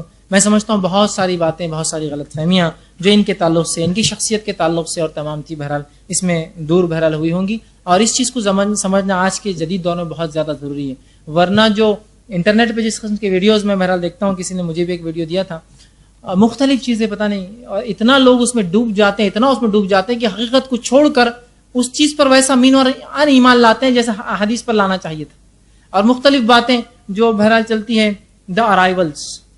مجھے کسی نے کہا کہ یہ پکچر دیکھیے, بولے امام مہدی عیسیٰ علیہ السلام کا نزول. میں نے صرف کہا ٹھیک, اتنا وقت نہیں, بہت بڑا تھا, میں نے کہا بس ایک کوئی سین بتا دو. انہوں نے آگے کیا تو ایک سین, ایک عمارت ہے, اس میں سے بولے طاقت, توانائی, قوتیں نکلتی ہے, گول عمارتوں کی یہ ہوتے ہیں, چوکور عمارت. میں نے کہا یہ کیا فالتو بکواس ہے, ایسی کوئی بات ہوتی رسول اللہ نہیں بتاتے عمارتوں سے روشنیاں اور طاقت اور توانائیاں نکلتی, یہ کوئی انرجی ہاؤس ہے کیا؟ نہیں بولے یہ عمارتوں شیطان سب فالتو بات, ایسی کوئی حقیقت نہیں. اور اس میں بہا اور فحش اور بری بری اس میں چیزیں ہیں, لوگ اس کو دیکھ رہے اس لیے کہ بہت بڑا چیز ہے اور فلاں ہے, اس میں کوئی علامتیں نہیں یاد رکھی, کوئی اس کی حقیقتیں نہیں. جو باتیں قرآن حدیث میں وہ تو ہم دیکھ نہیں رہے اور ایسی چیزیں ہم پہ متاثر کرتے ہیں. دوسرے قسم کے وہ لوگ ہوتے ہیں جو ہر چیز میں سمجھتے کسی کا ہاتھ ہے. ایک مسلمانوں کا ایک طبقہ ہے, ہر چیز میں کسی کا ہاتھ ہے. ٹھیک ہے, آپ کے موبائل آ کے ہاں اس میں بھی چال دکھ رہی, ہاتھ ہے کسی کا. یہودی نے بنایا ہوگا تاکہ مسلمان کہاں ہے معلوم ہو, یہودی کہاں ہے وہ بھی تو معلوم ہو جاتا ہے, اس سے مسلمان معلوم ہوتا ہے کیا؟ سب معلوم ہو جاتا ہے. تو ہر چیز میں ان کے لیے ایک چال ہوتی ہے، ہر جگہ چال ہوتی ہے، تو وہ ہر چیز کو اسی نظر سے دیکھتے ہیں۔ میں یہ کہتا ہوں کہ اللہ کی قدرت، اس کی تقدیر کوئی چیز ہے نہیں ہے کہ ہر چیز چال سے ہی ہوتی ہے دنیا میں، ہے نا؟ اور کیا مکمل طور سے قوم اپنے آپ کو وقف کر چکی ہے کہ اللہ، دیکھیے دنیا پرستی میں وہ قوم جس کو اللہ نے حقیقی دین، کتاب اور سنت دیا، وہ دنیا پرستی میں لگی ہے، جو ویسے اپنے دین کو لات مار چکی ہے، وہ کیا اپنے دین کے اعتبار سے عمل کر رہے ہوں گے ہمارے خلاف؟ ان کے بھی دنیا پرستی ہے، ان کے اندر بھی لالچ ہے دنیا کی اور زندگی کی اور پیسے کی اور دولت کی اور عورتوں کی اور بچوں کی، وہ بھی اس میں لگے جیسے ہم لگے ہوئے ہیں۔ ہر آدمی آپ کے خلاف نہیں، یاد رکھیے۔ تو وہ مختلف چیزیں ہوتی ہے، وہ پکچر میں یہ بتایا جا رہا ہے یہ گروپ آپ کے خلاف کام کرتا ہے، وہ فلاں گروپ اس طرح سے، بہت سے، بہرحال میرے کو نام لینے کی ضرورت نہیں، the Freemasons, the Skull and Bones, اور یہ پتہ نہیں اتنے ایک فہرست گنوائی جا سکتی ہے۔ بس یہ خلاف ہے، پوری دنیا یہی چلا رہے ہیں، ہر چیز میں ایک چال ہے، آپ کھڑے تو چال، آپ بیٹھے تو چال، آپ کھا رہے، اس کو چھوڑیے تھوڑا سا، اس چیز کو سمجھیے۔ کتاب و سنت میں جو قرآن و حدیث میں قیامت کی واضح نشانیاں، اس کو پڑھنے کی کوشش کیجیے، اس کو سمجھنے کی کوشش کیجیے، اور انہی غلط فہمیوں کو دور کرنے کے لیے ہم نے یہ عنوان طے کیا، اور یہ انشاءاللہ ایک کڑی وار سلسلہ چلے گا۔ میں اپنی بات کو اسی بھی ختم کرتا ہوں۔ اللہ رب العزت سے دعا ہے کہ اللہ سبحانہ تعالیٰ جو کچھ کہا سنا گیا اس کو سمجھنے کی، اس پہ عمل کرنے کی توفیق عطا فرمائے، ہم تمام کو دین اور شریعت کی صحیح سمجھ عطا فرمائے، اس کے مطابق عمل کرنا ہمارے لیے آسان کرے، جب تک ہمیں زندہ رکھے، اسلام اور ایمان پر زندہ رکھے، خاتمہ ایمان پر ہو۔ آخر دعوانا الحمدللہ رب العالمین، سبحان ربک رب العزت عما یصفون وسلام علی المرسلین والحمدللہ رب العالمین۔ بسم اللہ الرحمن الرحیم، الحمدللہ رب العالمین، الصلاۃ والسلام علی خاتم الانبیاء والمرسلین، رب اشرح لی صدری ویسر لی امری واحلل عقدۃ من لسانی یفقہوا قولی، اما بعد۔ یہ سوال جواب کے ہم نصیحت شروع کریں گے، ایک انشاءاللہ سوال مائک سے لیں گے، اور ایک سوال جو خواتین کی طرف سے کاغذ بذریعہ کاغذ آ رہے ہیں، اس چٹس اس پہ لیں گے۔ اگر مرد اپنا سوال اگر لکھ رہے ہیں اور اگر وہ کاغذ پر دے رہے ہیں تو مہربانی کر کے اپنا نام اور مرد کی طرف سے ضرور لکھے، اگر نام چھپانا بھی آپ کو، اس لیے کہ ورنہ بہت مشکل ہوتا ہے اگر سوال، چونکہ جب کاغذ پہ آئیں گا تو خواتین کو مد نظر رکھتے ہوئے میں جواب دوں گا، کیونکہ اگر اس پہ نام نہ ہوگا تو پھر مشکل ہے۔ بہرحال خواتین کے لیے اپنا نام لکھنا ضروری نہیں ہے، کچھ خواتین نے لکھا کہ ہم نام نہیں لکھ سکتے، کوئی ضروری نہیں، آپ صرف اپنا جو ہے سوال لکھ کر دیتے۔ مردوں سے گزارش ہے کہ اپنا نام بتا کر انشاءاللہ وہ سوال کریں۔ میرا سوال یہ ہے کہ میں نے جو ہے ڈاکٹر اسرار احمد صاحب کی تفسیر سنا ہوں، اس میں یاجوج ماجوج کے ذکر میں انہوں نے بتایا ہے کہ ایک لشکر ان کا آ چکا ہے، اور وہ دیوار کے بارے میں بتایا کہ وہ مطلب ختم ہو گئی ہے، کچھ آثار اس کے باقی ہیں، اور کچھ قوم کے بارے میں بھی جیسا انہوں نے نشاندہی کی کہ یہ قوم ہو سکتی ہے بولے۔ اور دوسرا یہ کہ جو جنگیں جو آپ نے بتائی ہے تو اس سے لگتا ہے کہ آمنے سامنے والی جنگ ہوں گی، لیکن آج کی جو ٹیکنالوجی کے حساب سے تو وہ ممکن نہیں لگتا۔ میں نے سوال کیا، ایک تو انہوں نے کہا کہ انہوں نے جو ہے ڈاکٹر اسرار احمد صاحب کے بیانات میں جو ہے یہ سنا کہ یاجوج ماجوج جو قوم تھی نکل چکی ہے، وہ دیوار جو ہے ٹوٹ چکی ہے، اور دوسرا جو جنگیں آپ کہہ رہے، میں نے جو کہی ہے یہ تو لگتا ہے ہوں گی، لیکن آمنے سامنے ہوں گی، ایسا جدید دور میں ٹیکنالوجی کے کیسے ہوں گی؟ تو بہرحال سب سے بڑی چیز تو یہ، ایسے بہت سارے علماء ہیں جنہوں نے اس چیز کے تعلق سے دعویٰ کیا ہے کہ یاجوج ماجوج آ چکے ہیں یا اس طرح سے، لیکن ہم لوگوں کے لیے جو چیز ہے وہ ان کا قیاس ہے، یاد رکھیے۔ جو چیز دلیل ہے وہی آپ صلی اللہ علیہ وسلم کی حدیث کی، جب قیامت کی بڑی ایک علامت آ جائیں گی تو دوسری پے در پے اس کے بعد آنا شروع ہو جائیں گی، ٹھیک؟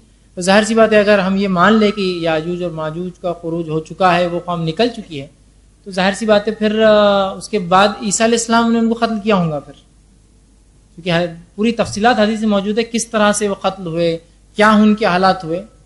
رائے ہے کچھ علماء کی ایسی، ہم ان کی عزت کرتے ہیں، اس میں کوئی شک نہیں، لیکن دلائل تو یہ ہے، آپ سے میں فرمایا کہ اس کے بعد مہدی ہوں گے، پھر یاجوج ماجوج کا خروج ہوگا، عیسیٰ علیہ السلام پھر نازل ہوں گے، دجال کو قتل کریں گے، یاجوج ماجوج پوری قوم ہوں گی، بہت تفصیلات ہے اس کی حدیث کے اندر، آگے آنے والے درس میں انشاءاللہ ایک کلیریفیکیشن ضرور آپ کے سامنے۔ اور بہرحال کسی شخص کو دلائل کی بنیاد پر اپنی سوچ رکھنے میں کوئی حرج نہیں، لیکن جو دلائل ہمارے پاس موجود ہے زیادہ بہتر ہے کہ ہم اس کا بھی انتظار کریں ان چیزوں کا۔ دوسرا انہوں نے یہ کہا کہ آج کے جدید دور میں اتنے ماڈرن ٹیکنالوجی میں جو باتیں آئی ہے حدیث میں، وہ تو ایسا ہے کہ آمنے سامنے کچھ جنگ ہو رہی، جبکہ جدید ٹیکنالوجی میں تو اب ضرورت ہی نہیں آمنے سامنے آنے کی۔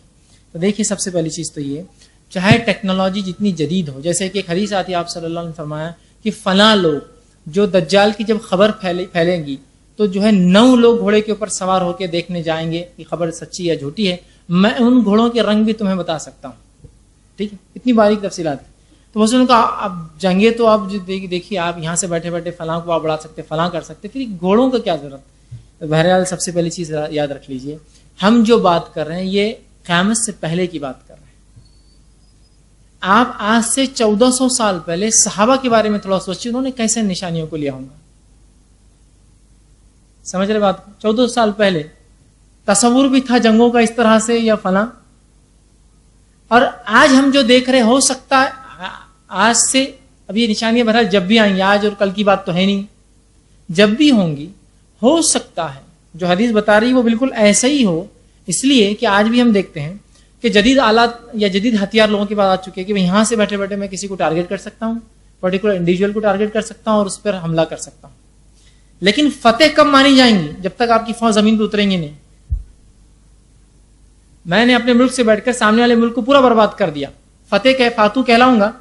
اپنی فوجوں کو جب گراؤنڈ پہ اتارتے ہیں تو پھر اٹھانا پڑتا ہے لوگوں کو واپس، کہتے ہیں یہاں جیت نہیں سکتے، وہ دور سے ہی اچھا معاملہ ہے. سمجھ رہے آپ بات کو؟ آج بھی حالت وہی ہے نا. تو ہو سکتا ہے آگے چل کے ہر ملک اتنی ٹیکنالوجی ایجاد کر لیں گا کہ وہ اپنے آپ کو برباد کر سکتا ہے. تو ٹیکنالوجی صرف پیچھے رہیں گی، چلو آپ لڑنے آؤ دو ہاتھ، تو مار تو ہم سب ایک دوسرے کو سکتے ہیں. سمجھ رہے ہیں آپ بات کو؟ تو پھر وہی زمانہ ریپیٹ ہو کر آ جائیں گا کہ اتنی ہتھیار ہو جائیں گے کہ ہم کو لڑنے کی ضرورت نہیں. پھر اصل لڑائی اسی کو مانی جائیں گے جب فیس ٹو فیس آمنے سامنے فوجیں پھر آ کر لڑیں گی. سمجھ رہے ہیں آپ بات کو؟ یا واللہ عالم کیا حالات ہوں گے. تو جو حدیث کے اندر ہے کہ آمنے سامنے اور وہ ظاہر یاد رکھی، اس لیے کہ صحابہ نے اس کا کبھی الٹ معنی نہیں لیا، جس کو کہتے ہیں میٹافوریکل سینس، محاورتاً نہیں لیا. اگر صحابہ محاورتاً لیتے تو پھر ہم سمجھ سکتے تھے. تو اگر انہوں نے نہیں لیا تو ہم بھی اس کو مین و ان سمجھے کہ ایسا اس کا معاملہ. یہ بات میں اس لیے کہہ رہا ہوں کہ بہت سے لوگ علامت قیامت کو محاورتاً لیتے، ایسا ہوگا مطلب اس کا مطلب یہ نہیں یہ فلانی فلاں نہیں. صحابہ نے اس کو ویسا ہی لیا، جیسا کہ بہت سے لوگ کہتے ہیں دجال کی کوئی حقیقت نہیں ہے، اور ایک آنکھ والا ہوگا تو بولے ٹی وی دجال ہے، اے ٹی ایم مشینز دجال ہے، وہ ٹریس کرتی ہے آپ کو پورے آپ کہاں ہیں، موبائل ہینڈ سیٹ دجال ہے. ایک آنکھ والا، جبکہ صحابہ نے کیسا لیا اس کو؟ ایک آنکھ والا بولے تو ایک جسمانی طور پر ایک انسان کی شکل میں لیا. بلکہ حدیث میں الفاظ ہے صحابہ کو جب اللہ کے رسول نے یہ باتیں سنائی دجال کی تو اتنا صحابہ گھبرائے کہ ایک صحابی کہتے ہیں کھجوروں کے جھاڑوں میں پیچھے آواز ہوئی تو میں گھبرا گیا کہ وہاں تو نہیں ہے، اور کہا اللہ کے رسول مجھے گھر جانے کو ڈر لگ رہا ہے. تو آپ صلی اللہ علیہ وسلم فرمایا ڈرو مت، اگر میرے رہتے آ گیا تو میں اس کو کافی ہو جاؤں گا، میرے بعد آئیں گا تو اللہ ایسے لوگ پیدا کر لیں گا جو اس کے لیے کافی ہو جائیں گے. سمجھ رہے آپ بات کو؟ تو یہاں فزیکل کہا نا آپ نے، یہ تھوڑی کہا وہ تو ابھی تو محاورتاً کہا میں نے، کیوں ڈر رہے ہو ابھی سے؟ ابھی تو آئیں گا وہ ٹی وی کی شکل میں یا فلاں کی شکل میں، فلاں نہیں کہا. صحابہ نے اس کو فزیکل لیا. تو اسی طرح ان علامتوں کو ہم بھی ویسا ہی لے جیسا بتایا جا رہا ہے. ٹھیک.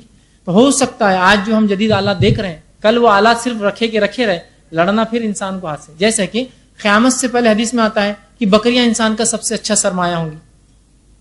کوئی آدمی بکریاں اور سب سے اچھا سرمایہ، سب سے اچھا قیمتی سرمایہ، آپ بولیے یہ سب سے ویلیوبل چیز کیسے ہو سکتی ہے؟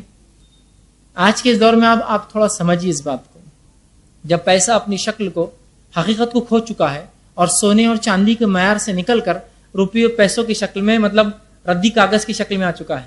ٹھیک، پیسوں کو برا نہیں کہہ رہا ہوں لیکن اس کی حقیقت سے ہٹ گیا پیسہ، اور ردی کاغذ سے ہٹ کر پھر وہ الیکٹرانک فارم میں چلا گیا ہے. اب پیسہ صرف آپ کے اکاؤنٹ میں آتا تو کیا آتا؟ نمبر آتے ہیں. اس کے اکاؤنٹ میں سیلری ڈالو 10,000، 5 نمبر آ جاتے، 1,0,0,0,0. نمبر ختم ہو گئے تو پیسہ ڈوب گیا، اتنے کروڑ ڈوب گیا شیئر مارکیٹ میں. کہاں ڈوبا؟ کس نے لے کے بھاگا؟ 2 لاکھ کروڑ، 5 لاکھ کروڑ، 10 لاکھ کروڑ. فزیکل نہیں تھا مطلب یہ پیسہ، صرف لاجیکل نمبرز تھے جو چل رہے تھے. آگے آنے والا اور دور، جتنا ٹیکنالوجی بڑھے گا پیسے کا استعمال آپ اتنا ختم کر کے صرف ہو سکتا ہے آپ کا پریزنس ہونا، اس میں کچھ نمبر ڈال دیں گے اتنا پیسہ ہے آپ کے پاس. سمجھ رہے ہیں بات؟ تو ایسے وقت میں فزیکل جو چیز ہوں گی وہی سرمایہ ہوں گی. تو بکریاں فزیکل رہتی ہے نا، لاجیکل میرے پاس 1000 بکریاں میرے کھیت میں، کہاں ہے وہ کھیت آپ کا؟ نہیں وہ میرا ورچوئل کھیت ہے اس میں 1000 بکریاں، کوئی فائدہ نہیں. فزیکل ہونا بکریاں ہیں تو قیامت سے پہلے وہ اچھا سرمایہ. ٹھیک ہے بات سمجھ؟ تو اسی طرح ہو سکتا ہے، حالات تو بہت جدید ہو لیکن اصل جنگ تو تبھی مانی جائیں گے جب گراؤنڈ لیول پہ اتریں گے، 2 لوگ لڑیں گے. تو بہرحال وہ زمانہ ہو سکتا پھر پلٹ کر اسی طرح آ جائیں گے. جی میں ایک سوال کاغذ سے لیتا ہوں پھر آپ سے. کسی نے ایک سوال کیا، کیا سعودی عرب کی خلیفہ کے انتقال کے بعد امام مہدی کا ظہور ہوگا؟ یعنی جو خلافت سعودی عرب کی ہے تو وہ ختم ہونے کے بعد مہدی آئیں گے. تو دیکھیں سب سے پہلی چیز تو یہ اس کا وقت ہم طے نہیں کر سکتے، واللہ اعلم، ہم نہیں جانتے یہ کچھ بھی. ٹھیک ہے کہ یہ جو ابھی خلاف چل رہی ہے سعودی عرب میں جو بادشاہ ہے یہ ختم ہونے کے بعد خلافت ہوں گی یا اس کے بعد، ہم نہیں جانتے اس کا کتنا وقفہ، کتنا سمے، کتنا وقت اور ایک کتنا لمبا عرصہ ہوگا، واللہ عالم. اس معاملے میں ہم یہ کہتے ہیں واللہ عالم، جب یہ نشانیاں ظاہر ہو جائیں گی تب وہ لوگ سمجھ جائیں گے کہ یہ ان کے لیے تھی. آج ہمارے لیے گیس کرنا کہ ہاں انہی کے بعد ہوگا. دیکھیے اب شام پہ حالات بھی برے آ گئے، عراق کے حالات تو برے چل رہے ہیں. آج کے دور میں دیکھیے نا آپ کتنا اس چیز کو ہم سمجھ سکتے ہیں. عراق کے جو حالات ہیں، ایران پہ جو حالات لائے جا رہے ہیں، یا سیریا کا، تو ہم کہہ سکتے ہیں نہیں، پھر بھی ہم دعویٰ نہیں کریں کچھ بھی کہ یہ وہی حالات ہے. ختم نہیں کر سکتے، اس لیے کہ جب یہ چیز ہو جائیں گی تو تب پتہ چلیں گا یہ ہونے والی تھی. پہلے سے پریڈکٹ نہیں کر سکتے. آپ نے جو پیشن گوئی کی اللہ کی طرف سے یقینی علم تھا، آپ نے بتا دیا، لیکن کب ہم نہیں جانتے. تو اس معاملے ہم اپنا منہ بند رکھتے ہیں. واللہ عالم بالصواب. ہم نہیں جانتے یہ کب ہوگا، کیا ہوگا، کس حالت میں ہوگا. جی السلام علیکم. فیض بھائی، جب قیامت کے بڑے علامات ظاہر ہو جائیں گے تو کیا مغفرت کے دروازے بند ہو جائیں گے؟ بھائی نے ایک سوال کیا کہ قیامت کی جب علامتیں ظاہر ہوں گی. بھائی نے سوال کیا کہ قیامت کی جب بڑی علامتیں ظاہر ہو جائیں گی تو کیا توبہ کے دروازے بند ہو جائیں گے؟ تو یاد رکھیے، قیامت کی جب بڑی علامتیں کچھ ظاہر ہو جائیں گی تو توبہ کے دروازے بہرحال بند ہو جائیں گے. جو بات حدیث سے بھی پتہ چلتی ہے، اور جو قرآنی آیت میں نے سورہ انعام سورہ نمبر 6 اس کی آیت نمبر 158 تلاوت کی تھی، یوم یاتی بازو آیاتی، اس کا ترجمہ یہ ہے کہ جس روز تیرے رب کی طرف سے کوئی بڑی نشانیاں آ جائیں گی، مطلب قیامت کی بڑی نشانیاں پہنچیں گی، کسی ایسے شخص کا ایمان کام نہ آئے گا جو پہلے سے ایمان والا نہ ہوگا. جب تیرے رب کی طرف سے کوئی بڑی نشانی ظاہر ہو جائیں گی تو کسی ایمان لانے والے کا ایمان کام نہ آئے گا اگر وہ پہلے سے با ایمان نہ ہوا ہو، اور جو پہلے سے ایمان نہیں رکھتا ہو اور اس نے اپنے ایمان میں کوئی نیک عمل نہ کیا ہو. خالی ایمان والا بھی نہیں چلے گا. اللہ ایمان والا تھا، نیک عمل نہیں کرتا، نشانی دیکھ کے نیک عمل کر رہا، وہ بھی کام نہیں آئیں گے. نشانی دیکھ کے ایمان لا رہا، وہ بھی کام نہیں آئیں گے. جیسا کہ جب مہدی علیہ السلام آ جائیں گے، اس کے بعد دیکھیے آپ عیسیٰ علیہ السلام کا نزول، پوری دنیا دیکھیں گے عیسیٰ علیہ السلام نازل ہوں گے، بڑی نشانی، معاملہ ختم. جس نے دیکھا اس کے لیے توبہ کے دروازے بند ہو گئے. اس سے پہلے ایمان والا تھا، کام کا. اس سے پہلے ایمان والا تھا، نیکی نہیں کرتا تھا، برا تھا، تو بھی کام نہیں آئیں گا. اس لیے کہ آیت بالکل واضح ہے کہ جس نے اس سے پہلے ایمان نہ لایا، یا پھر اللہ نے فرمایا ایمان تو تھا نیک عمل نہ کیا. تو لہٰذا اگر قیامت کی کوئی بڑی علامت ظاہر ہو جائیں گی تو پھر کسی ایمان لانے والے کا ایمان اسے کام نہیں آئیں گا. یاد رکھیے.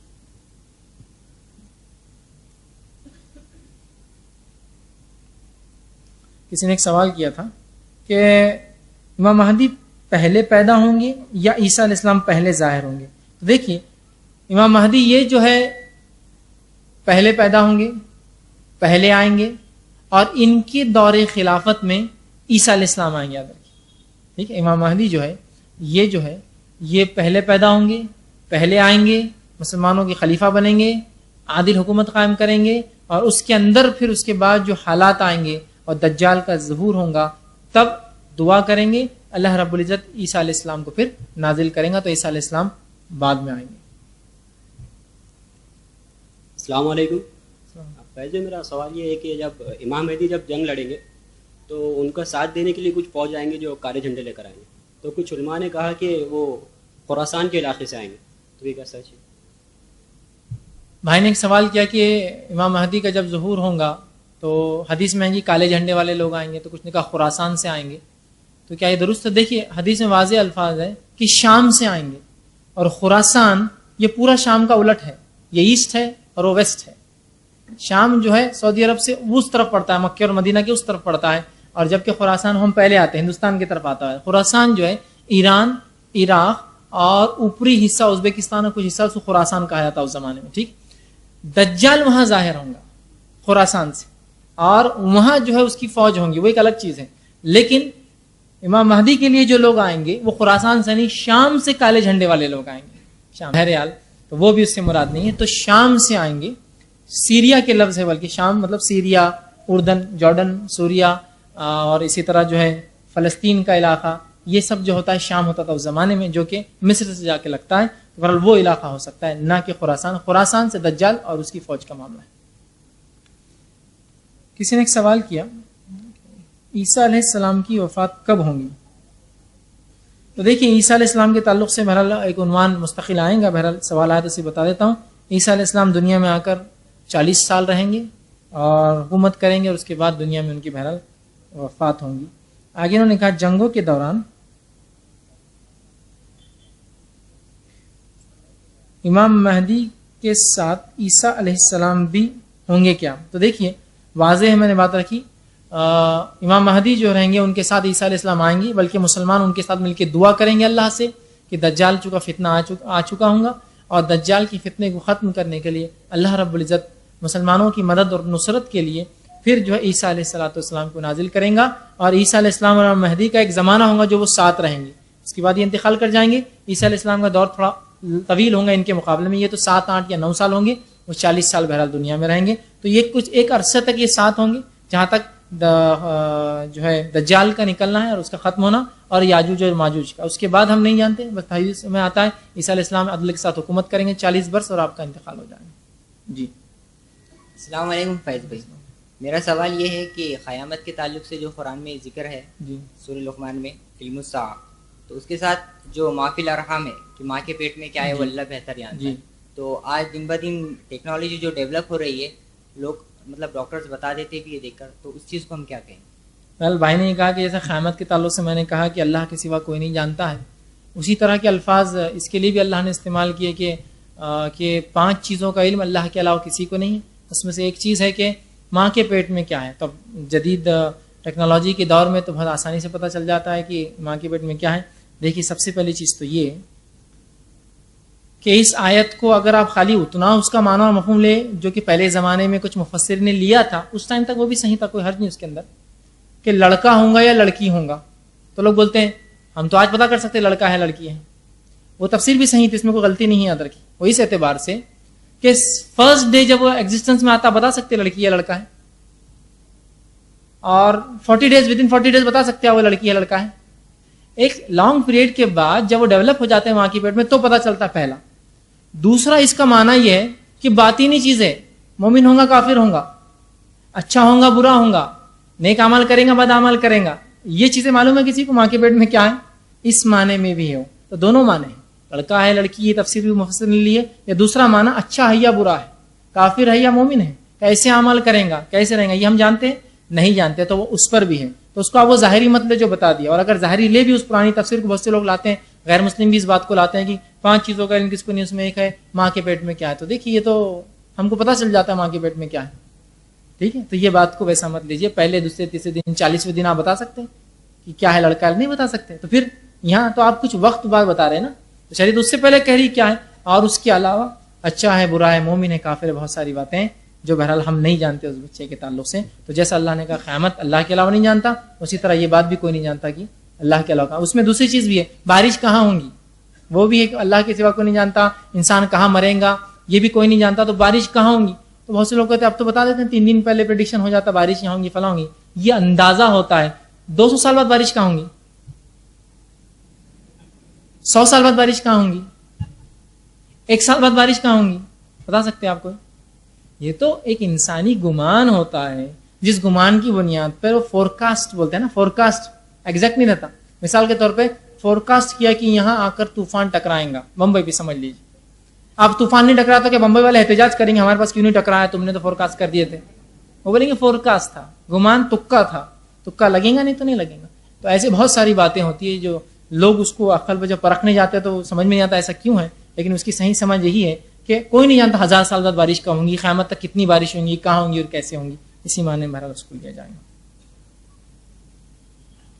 کسی نے ایک سوال کیا، مریم علیہ السلام کے آگے علیہ السلام لگا ہوا ہے تو کیا وہ نبی ہے؟ دیکھیے میں نے اس کی وضاحت شروع میں کر دی، مریم علیہ السلام بمانے دعا ہے، دعا کے طور پر استعمال ہوتا ہے، تو مریم علیہ السلام کا معنی ہے اللہ ان کو سلامت رکھے، اور ایسا بہت سے نیک لوگوں کو اور قرآنی شخصیات کو لگایا جاتا ہے، قرآنی شخصیات کو، ٹھیک ہے، لوگ لگاتے ہیں اس طرح سے، جیسے جو ہے لقمان علیہ السلام لگاتے، مریم علیہ السلام لگاتے، حاجرہ علیہ السلام لگاتے، ہے نا، صفورہ علیہ السلام لگاتے، موسیٰ علیہ السلام، تو یہ سب ہم بمانے دعا اللہ ان کو سلامت رکھے، ان کو اچھا رکھے، اس معنی میں ہوتی، یاد رکھیے۔ دوسرا انہوں نے کہا عورتوں میں ایک نبی تھے، ہم نے سنا کیا صحیح، تو عورتوں میں کوئی نبی نہیں گزرا، یاد رکھیے، جتنے انبیاء تھے وہ مردوں میں تھے، اس لیے کہ نبوت یہ انہی کی ذمہ داری تھی، ٹھیک ہے، تو عورتوں میں کوئی نبی نہیں تھا، تو مریم علیہ السلام کوئی نبی نہیں، علیہ السلام بمانے دعا ان کے نام کے ساتھ لگایا جاتا ہے۔ السلام علیکم، میرا سوال یہ ہے کہ میرے ساتھ میں آفس میں 2 لڑکے کام کرتے ہیں، تو ان کا کہنا ہے کہ وہ مہدی فرقے سے تعلق رکھتے ہیں. وہ کہتے ہیں کہ مہدی علیہ السلام آ کر چلے جا چکے ہیں 450-500 سال پہلے. تو انہوں نے آپ صلی اللہ علیہ وسلم کا ایمان لے کر آئے تھے جس کے مطابق وہ عمل کرتے ہیں. آپ صلی اللہ علیہ وسلم کی شریعت پر عمل کرتے ہیں پر نماز جماعت سے نہیں پڑھتے ہیں. نماز دونوں ان کا کہنا ہے کہ مقتدی کا امام کا عقیدہ ملنا ضروری ہے جماعت کے لیے. تو یہ بات صحیح ہے کیا کہ مہدی علیہ السلام آ کر جا چکے ہیں عہد وسطیٰ میں؟ میں نے ایک سوال کیا کہ بہت سے لوگ یہ دعویٰ کرتے ہیں کہ مہدی علیہ السلام امام مہدی آ کر چلے گئے، اور 400-500 سال جیسے بھائی نے سوال کیا ان کے پاس کوئی دوست تھے ان کے جو مہدی اپنے آپ کو یا مہدی فرقے سے تعلق رکھتے ہیں، اور وہ کہتے ہیں کہ پہلے مہدی علیہ السلام پتہ نہیں 400-500 سال پہلے آگے چلے گئے اور نماز بھی نہیں پڑھتے ان لوگوں کے پیچھے جو یہ سمجھتے کہ ابھی آنے والے ہیں. تو پہلی چیز تو دیکھیے، سب سے پہلی چیز کہ جو واضح علامتیں ہیں اگر ان علامتوں کو لیا جائے تو اس کے مطابق عیسیٰ علیہ السلام تو پھر اب تک نہیں آئے. جب وہ 400-500 سال پہلے تو کیا وہ حالات ہوئے؟ اگر ہوئے تھے تو وہ درج ہوئے. دیکھیے تاریخ، اسلامی تاریخ تو لکھی گئی، ہر دور میں لکھی گئی، تو کوئی تو اس کو روایت کرتا کہ فلاں شخص آئے. تو اگر وہ شخص ایسا دعویٰ کر رہے ہیں تو ایک تو وہ دعویٰ درست نہیں. یاد رکھیے اہل سنت والجماعت کے مین اسٹریم مسلمانوں نے کبھی اس کو قبول نہیں کیا کہ مہدی آ کر گئے. یاد رکھیے وہ جب ہوں گا بہت واضح علامتیں ہوں گی. رہا معاملہ ان کا نماز نہیں پڑھنا کسی امام کے پیچھے جو ان کے عقیدے پر نہیں ہے، یہ ان کا ذاتی مسئلہ ہے. ایک صاحب ایک بار علامت قیامت عنوان بہت سال پہلے IRC میں جب درس ہوتا تب لیا تھا، تو ایک صاحب میرے پاس آئے، اچھی بلڈ تھی ان کی، آگے کہنے لگے یاجوج اور ماجوج آج نکل جانا. بس یہ حالت اس کے لیے ہے. بولے جوش میں آ گئے تھے نا، آدمی ایسا جوش میں آیا تھا اور کچھ بھی جیسا اس کا ایسا خیال ہوتا ہے کہ آج کاش امام مہدی آ جائے تو میں اس فوج میں رہوں گا، ہے نا، سوچتا ہے نا. تو ایسا ہوتا ہے، ایسے لوگ اسلام سے خارج نہیں ہوتے، اشد ہو جاتے، کبھی بہت متشدد ہو جاتے کہ نہیں فلاں ہے، خلافت ضروری ہے، خلافت قائم ہوں گی تو امام مہدی آئیں گے، اس لیے چھپے ہوئے. ویسے بھی عقیدہ کچھ لوگوں کا کہ خلافت قائم کرو تو وہ نکلیں گے نا. یہ فطری چیز ہے، یہ آئیں گی جائیں گی اور تب رہیں گی، لیکن جب یہ ظاہر ہوں گے. اگر اشد نہیں ہیں اور اہل سنت والجماعت کے عقیدے میں کوئی مسئلہ نہیں ان کے، تو پھر مسئلہ نہیں صرف ان کی یہ بولنے سے کہ آ چکے ہیں، اس لیے کہ علماء نے یہی عقیدہ ان کے تعلق سے یہی فتاوے جاری کیے. ٹھیک رہا اس کے نماز کا، وہ اس کا ذاتی مسئلہ ہے، اگر وہ نہ پڑھنا چاہے تو اس کی اپنی مسئلہ. کسی نے ایک سوال کیا جب ہم مہدی کا ظہور ہوگا تب ان کی عمر کیا ہوں گی؟ واللہ عالم بالصواب. ہم نہیں جانتے کہ ان کی عمر کیا ہوں گی، اس لیے کہ احادیث میں ایسی کوئی تفصیلات موجود نہیں کہ ان کی عمر کیا ہوں گی اور کیا معاملہ ہوگا. جی امام مہدی کا حدیثوں کے علاوہ جو ہے قرآن میں کہیں ذکر آتا ہے؟ بھائی نے ایک سوال کیا کہ امام مہدی جو ہے ان کا تذکرہ حدیثوں کے علاوہ کیا قرآن میں آتا ہے؟ تو دیکھیے سب سے پہلی چیز تو یہ امام مہدی کا تذکرہ احادیث میں ہی آتا ہے، قرآن میں نہیں آتا، سرے سے نہیں آتا ہے. سرے سے مطلب صراحتاً نام کے ساتھ نہیں آتا ہے، لیکن ایسی بہت سی قرآنی آیتیں جو دلالت کرتی ہے کہ وہ آئیں گے، سرے سے نہیں، نام کے ساتھ نہیں. ٹھیک ہے، دلالت کرتی ہے. اس بنیاد پر ایک شک لوگوں کو یہ بھی ہوتا ہے، بہت سے لوگ یہ کہتے ہیں کہ چونکہ قرآن میں نہیں ہے تو یہ نہیں ہو سکتا. اس لیے میں نے شروعات میں وضاحت کر دی تھی کہ احادیث پر بھی ہم ایمان لائے، آپ صلی اللہ علیہ وسلم پر ایمان لائے اور ان کی ہر بات پر ہم ایمان لائے، یاد رکھیے.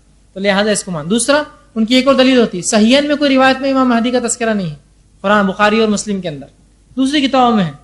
حالانکہ صحیحین میں بھی ان کا تذکرہ ہے، نام کے ساتھ صراحتاً نہیں. یہ تو میں نے صحیح مسلم کی روایت پڑھی، ان میں ایک خلیفہ آئیں گا، نام نہیں ہے اس میں. ٹھیک ہے، اس کے ترجمے میں نے وہ نام لیا مہدی بول کر، نام نہیں حدیث کے اندر، صراحتاً نہیں ہے قرآن حدیث میں، لیکن بہت ساری روایتوں میں آتا ہے. اور یہ روایت اتنی زیادہ ہے کہ متواتر درجے کو پہنچتی ہے. متواتر سمجھ وہ روایت جو ہر زمانے میں لوگوں نے راویوں نے 4 سے زیادہ روایت کی، تو یہ متواتر روایتیں ہیں، لیکن قرآن میں بہرحال ان کا تذکرہ نہیں. جیسے کسی نے ایک سوال کیا کہ قرآن میں لکھا ہے کہ مکہ میں ایک بار جنگ ہوں گی. تو دیکھیے قرآن میں یہ لکھا، آپ صلی اللہ علیہ وسلم کو بذریعہ خواب دکھایا گیا تھا کہ وہ مکہ جائیں گے، اپنے بال تراشوائیں گے، مطلب اس طرح کریں گے کہیں، لیکن مکہ میں جنگ ہوں گی. بلکہ انہوں نے کہا کہ قرآن میں فرمایا ہے کہ مکہ میں صرف ایک جنگ ہوں گی. اور کچھ علماء نے کہا کہ یہ جنگ فتح مکہ ہے. تو پھر امام مہدی مکہ میں جنگ کریں گے، پولیس اس کی وضاحت کرے. دیکھیے سب سے پہلی چیز تو یہ کہ مکہ میں جو جنگ ہوگی اس طرح قرآن میں کوئی تذکرہ نہیں ہے. آپ صلی اللہ علیہ وسلم نے فرمایا مجھے اجازت ملی تھی ایک تھوڑے وقت کے لیے کہ میں اس میں جو ہے قتال کر سکتا ہوں، لیکن ابھی اجازت قیامت تک کسی کے لیے نہیں، اس لیے کہ یہ حرمین ہے، مکہ کیا حرمت والا ہے، جنگ نہیں ہوگی قیامت تک. اب یاد رکھیے. رہا مسئلہ یہ کہ امام مہدی کہاں جنگ کریں گے، واللہ عالم، اس کے تذکرے نہیں.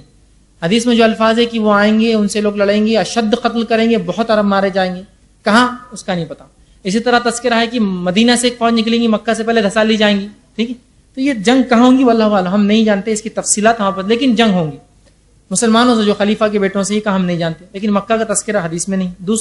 دوسرے لوگوں سے کہاں ہوں گی تو وہ بھی ہم نہیں جانتے، صرف اتنا کہا کہ عراق سے، ایران سے، قسطنطنیہ سے، روم سے جنگ ہوں گی. واللہ عالم کن مقامات پر اور کیسے ہوں گی، سوائے اس کے کہ وہ عامق اور وہ جو 2 الفاظ شہر کے شام کے، ان کے الفاظ کے علاوہ کہیں بھی کوئی شہر یا کسی چیز کا نام نہیں یاد رکھے. السلام علیکم بھائی صاحب، مجھے ایک سوال تھا، یہ آجوج ماجوج یہ پوری قوم ہے یا پھر یہ 2 ہی ہے؟ بھائی نے ایک سوال کیا کہ یاجوج ماجوج یہ پوری قوم ہے یا یہ 2 لوگوں کے نام ہے، تو یاد رکھیے یہ پوری قوم ہے. جو تذکرہ احادیث میں آتا ہے کثرت کے الفاظ کے ساتھ، بہت زیادتی کے الفاظ کے ساتھ، بہت زیادہ لوگ ہوں گے اس طرح کے تذکرے آتے ہیں، تو ان سے جو چیز پتہ چلتی ہے یہ قوم ہے اور یہ انسان ہے نوح علیہ الصلوۃ والسلام کی اولاد سے. انشاءاللہ اس کی تفصیلات آگے کے دروس میں آئیں گی، انشاءاللہ میں کوشش کروں گا اس میں تفصیلات بیان کروں.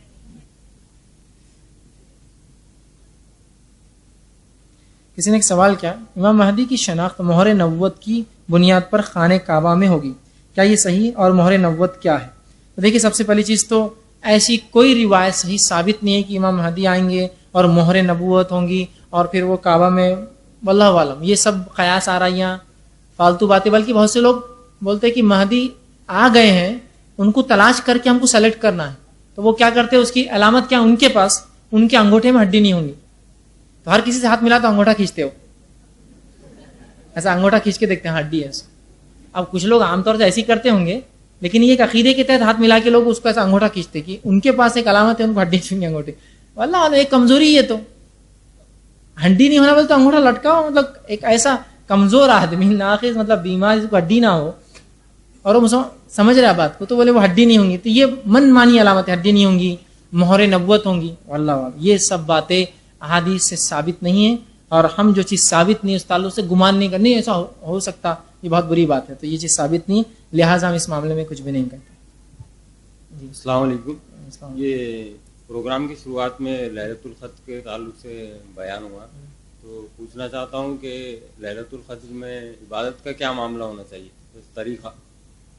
بھائی نے لیلۃ القدر کا ایک سوال کیا اس سے پہلے کے عنوان پہ، تو لیلۃ القدر کے اندر دیکھیے رمضان میں جو آپ عمومی اعتبار سے رات میں کر سکتے وہ کر سکتے، تلاوت قرآن ایک چیز ہو سکتی ہے لیلۃ القدر کی عبادت. لیلۃ القدر میں قیام اللیل، رات کی نماز، تراویح، تہجد جو بھی رات میں ہوتی ہے. لیلۃ القدر میں ذکر و اذکار، جو بالخصوص ایک دعا جو بتائی گئی، اس کے علاوہ اپنے لیے آپ دعائیں مانگ سکتے ہیں. یہ انفرادی عبادتیں ہو سکتی ہیں جو لیلۃ القدر میں آپ کر سکتے ہیں. جناب علی، ظہور امام مہدی اور ان کے بارے میں ساری معلومات آپ نے بڑی مدلل اور بڑی اعتماد کے ساتھ دیا ہے. جاننا چاہتا ہوں کہ آپ کی معلومات کا یہ ذریعہ کیا ہے؟ اگر یہ احادیث سے لیا گیا ہے تو کیا احادیث اتنی تفصیلات دیتی ہے یا یہ مولانا کے لوگوں کی ذہنی اختراع ہے؟ اور میں یہ جاننا چاہتا ہوں کہ روایتوں کا ذکر اکثر آتا ہے، تو یہ روایتیں کہاں سے آتی ہے؟ تفصیلات جی بتائیے. میں نے ایک سوال کیا کہ میں نے جو بہت ساری باتیں مدلل انداز سے بیان کی، تو اس میں ان کا سوال یہ تھا کہ کیا یہ احادیث میں آتا ہے اتنی تفصیلات، یا لوگ کہتے ہیں، چونکہ بہت سے لوگ روایتوں میں آتا ہے کہہ کر جو ہے اس طرح سے بڑھاتے ہیں. تو جو باتیں میں نے کہی اس میں سے جو احادیث میں نے، جیسے میں نے بتایا کہ 50 سے زائد حدیث ہیں جس میں بہرحال کچھ ضعیف ہے اس کا روایت، اور آثار صحابہ میں 60 سے زیادہ آثار میں صحابہ نے اس کا تذکرہ کیا. تو جہاں تک بات ہے تو یہ دلائل کے ساتھ ہے، پوری احادیث کے اندر اس کا مکمل تذکرہ ہے، اور احادیث کے اس تذکرے کو ہی میں نے آپ لوگوں کے سامنے رکھا تھا جو اس میں بتایا گیا. ٹھیک، تو احادیث سے ثابت ہے. رہا معاملہ جو لوگ کہتے ہیں، تو میں نے ایسی کوئی بات نہیں کہی کہ لوگ یا علماء یا کیا روایت کرتے ہیں یا لوگ اس کے بارے میں کیا کہتے ہیں یا علماء کے اقوال کیا ہیں. تو علماء کے اقوال یا ان کی سوچ یا ان کی سمجھ پہ نہیں، بلکہ میں نے جو باتیں آپ کے سامنے رکھی مکمل طور سے احادیث تھی. ٹھیک ہے، اور چونکہ احادیث میں ان کا تذکرہ ہے تو مکمل طور سے میں نے ساری احادیث ہے، جس میں صحیحین میں سے مسلم کی اور باقی مسند احمد کی، ابو داؤد کی، ترمذی کی، ابن ماجہ کی احادیث تھی مکمل. اور اس احادیث میں نے کسی کی شرح بھی نہیں لی، مطلب شرح ہوتی ہے علماء اپنے اقوال لکھتے، وہ بھی نہیں تھے. میں نے حدیث کو مینون عربی میں اردو میں پڑھا آپ کے سامنے، اور کچھ جگہ جہاں وضاحت تھی بس وہ کیا. تو یہ حدیث سے ثابت تھا جو بات میں نے آپ کے سامنے رکھی. امام مہدی کے ظہور کے تعلق سے اللہ کے رسول صلی اللہ علیہ وسلم کی حدیث ہے کہ آپ جب وہ امام مہدی کا ظہور ہو جائے تو آپ ان سے بیعت کرو، آپ کو جانے کے لیے آپ گھٹنے کے بل ہی کیوں نہ جانا پڑے. تو کیا ہمیں امام مہدی سے ہاتھ ملا کر بیعت کرنی چاہیے یا پھر اس کا؟ میں نے ایک سوال کیا کہ حدیث میں جس طرح الفاظ ہے کہ امام مہدی اگر آ جائے تو تم جاؤ اور گھٹنوں کے بل بھی جانا پڑے, برف کے اندر بھی حدیث میں الفاظ ہے کہ برف بھی اگر ہو اور گھٹنوں کے بل چلنا پڑے تو جاؤ. تو کیا ہم جا کر ان کے ہاتھ پہ ہی بیعت کریں؟ تو دیکھیے سب سے پہلے جب وہ ظاہر ہو جائیں گے, ٹھیک, جب ظاہر ہو جائیں گے تو بیعت کا طریقہ ہوتا ہے جو آپ صلی اللہ علیہ وسلم کے دور سے چلتا تھا کہ جب کوئی خلیفہ چنا جاتا تو بیعت ہوتی, تو ہر فرد اس کو بیعت نہیں کرتا تھا.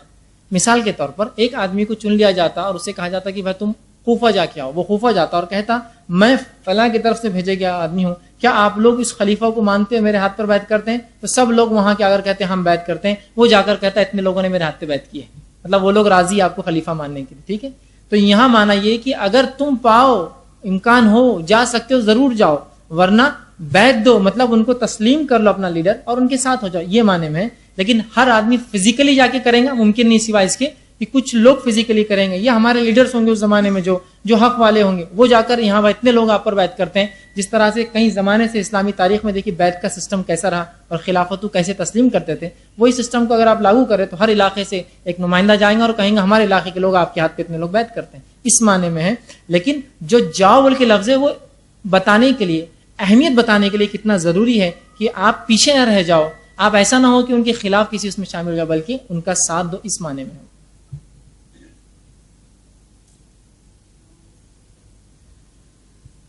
السلام علیکم.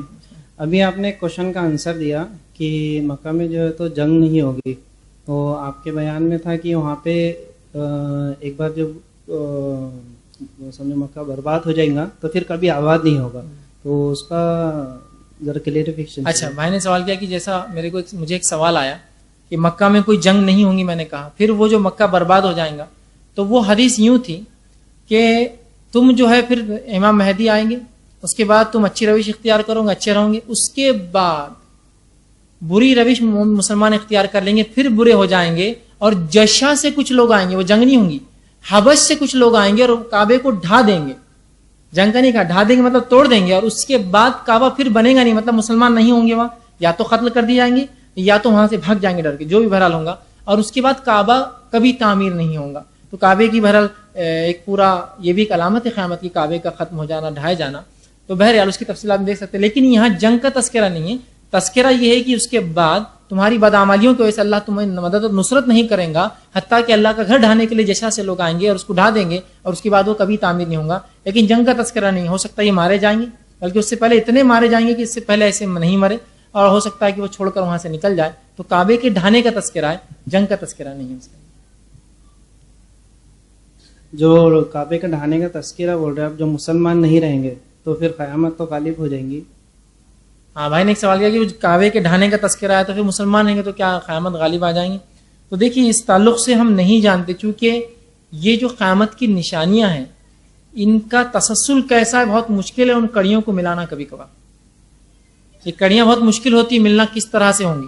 جو باتیں ملتی ہے جیسے امام مہدی, عیسیٰ علیہ السلام کا نزول, دجال کا خروج, یاجوج ماجوج خروج, یہ ایک تسلسل ملتا ہے, لیکن بہت ساری علامتوں کا کوئی تسلسل نہیں. جیسا مدینے کا برباد ہو جانا, اس کا بیت المقدس کا آباد ہو جانا, کعبے کا ڈھا کر اس کو ویران کر دیا جانا, تسلسل نہیں پتا کیسا. جیسا قرآن کے الفاظ ختم ہو جائیں گے, لیکن کب ہوگا اس کا سلسلہ ہمیں نہیں پتا, کیسا ملے گا, کہاں جڑیں گا.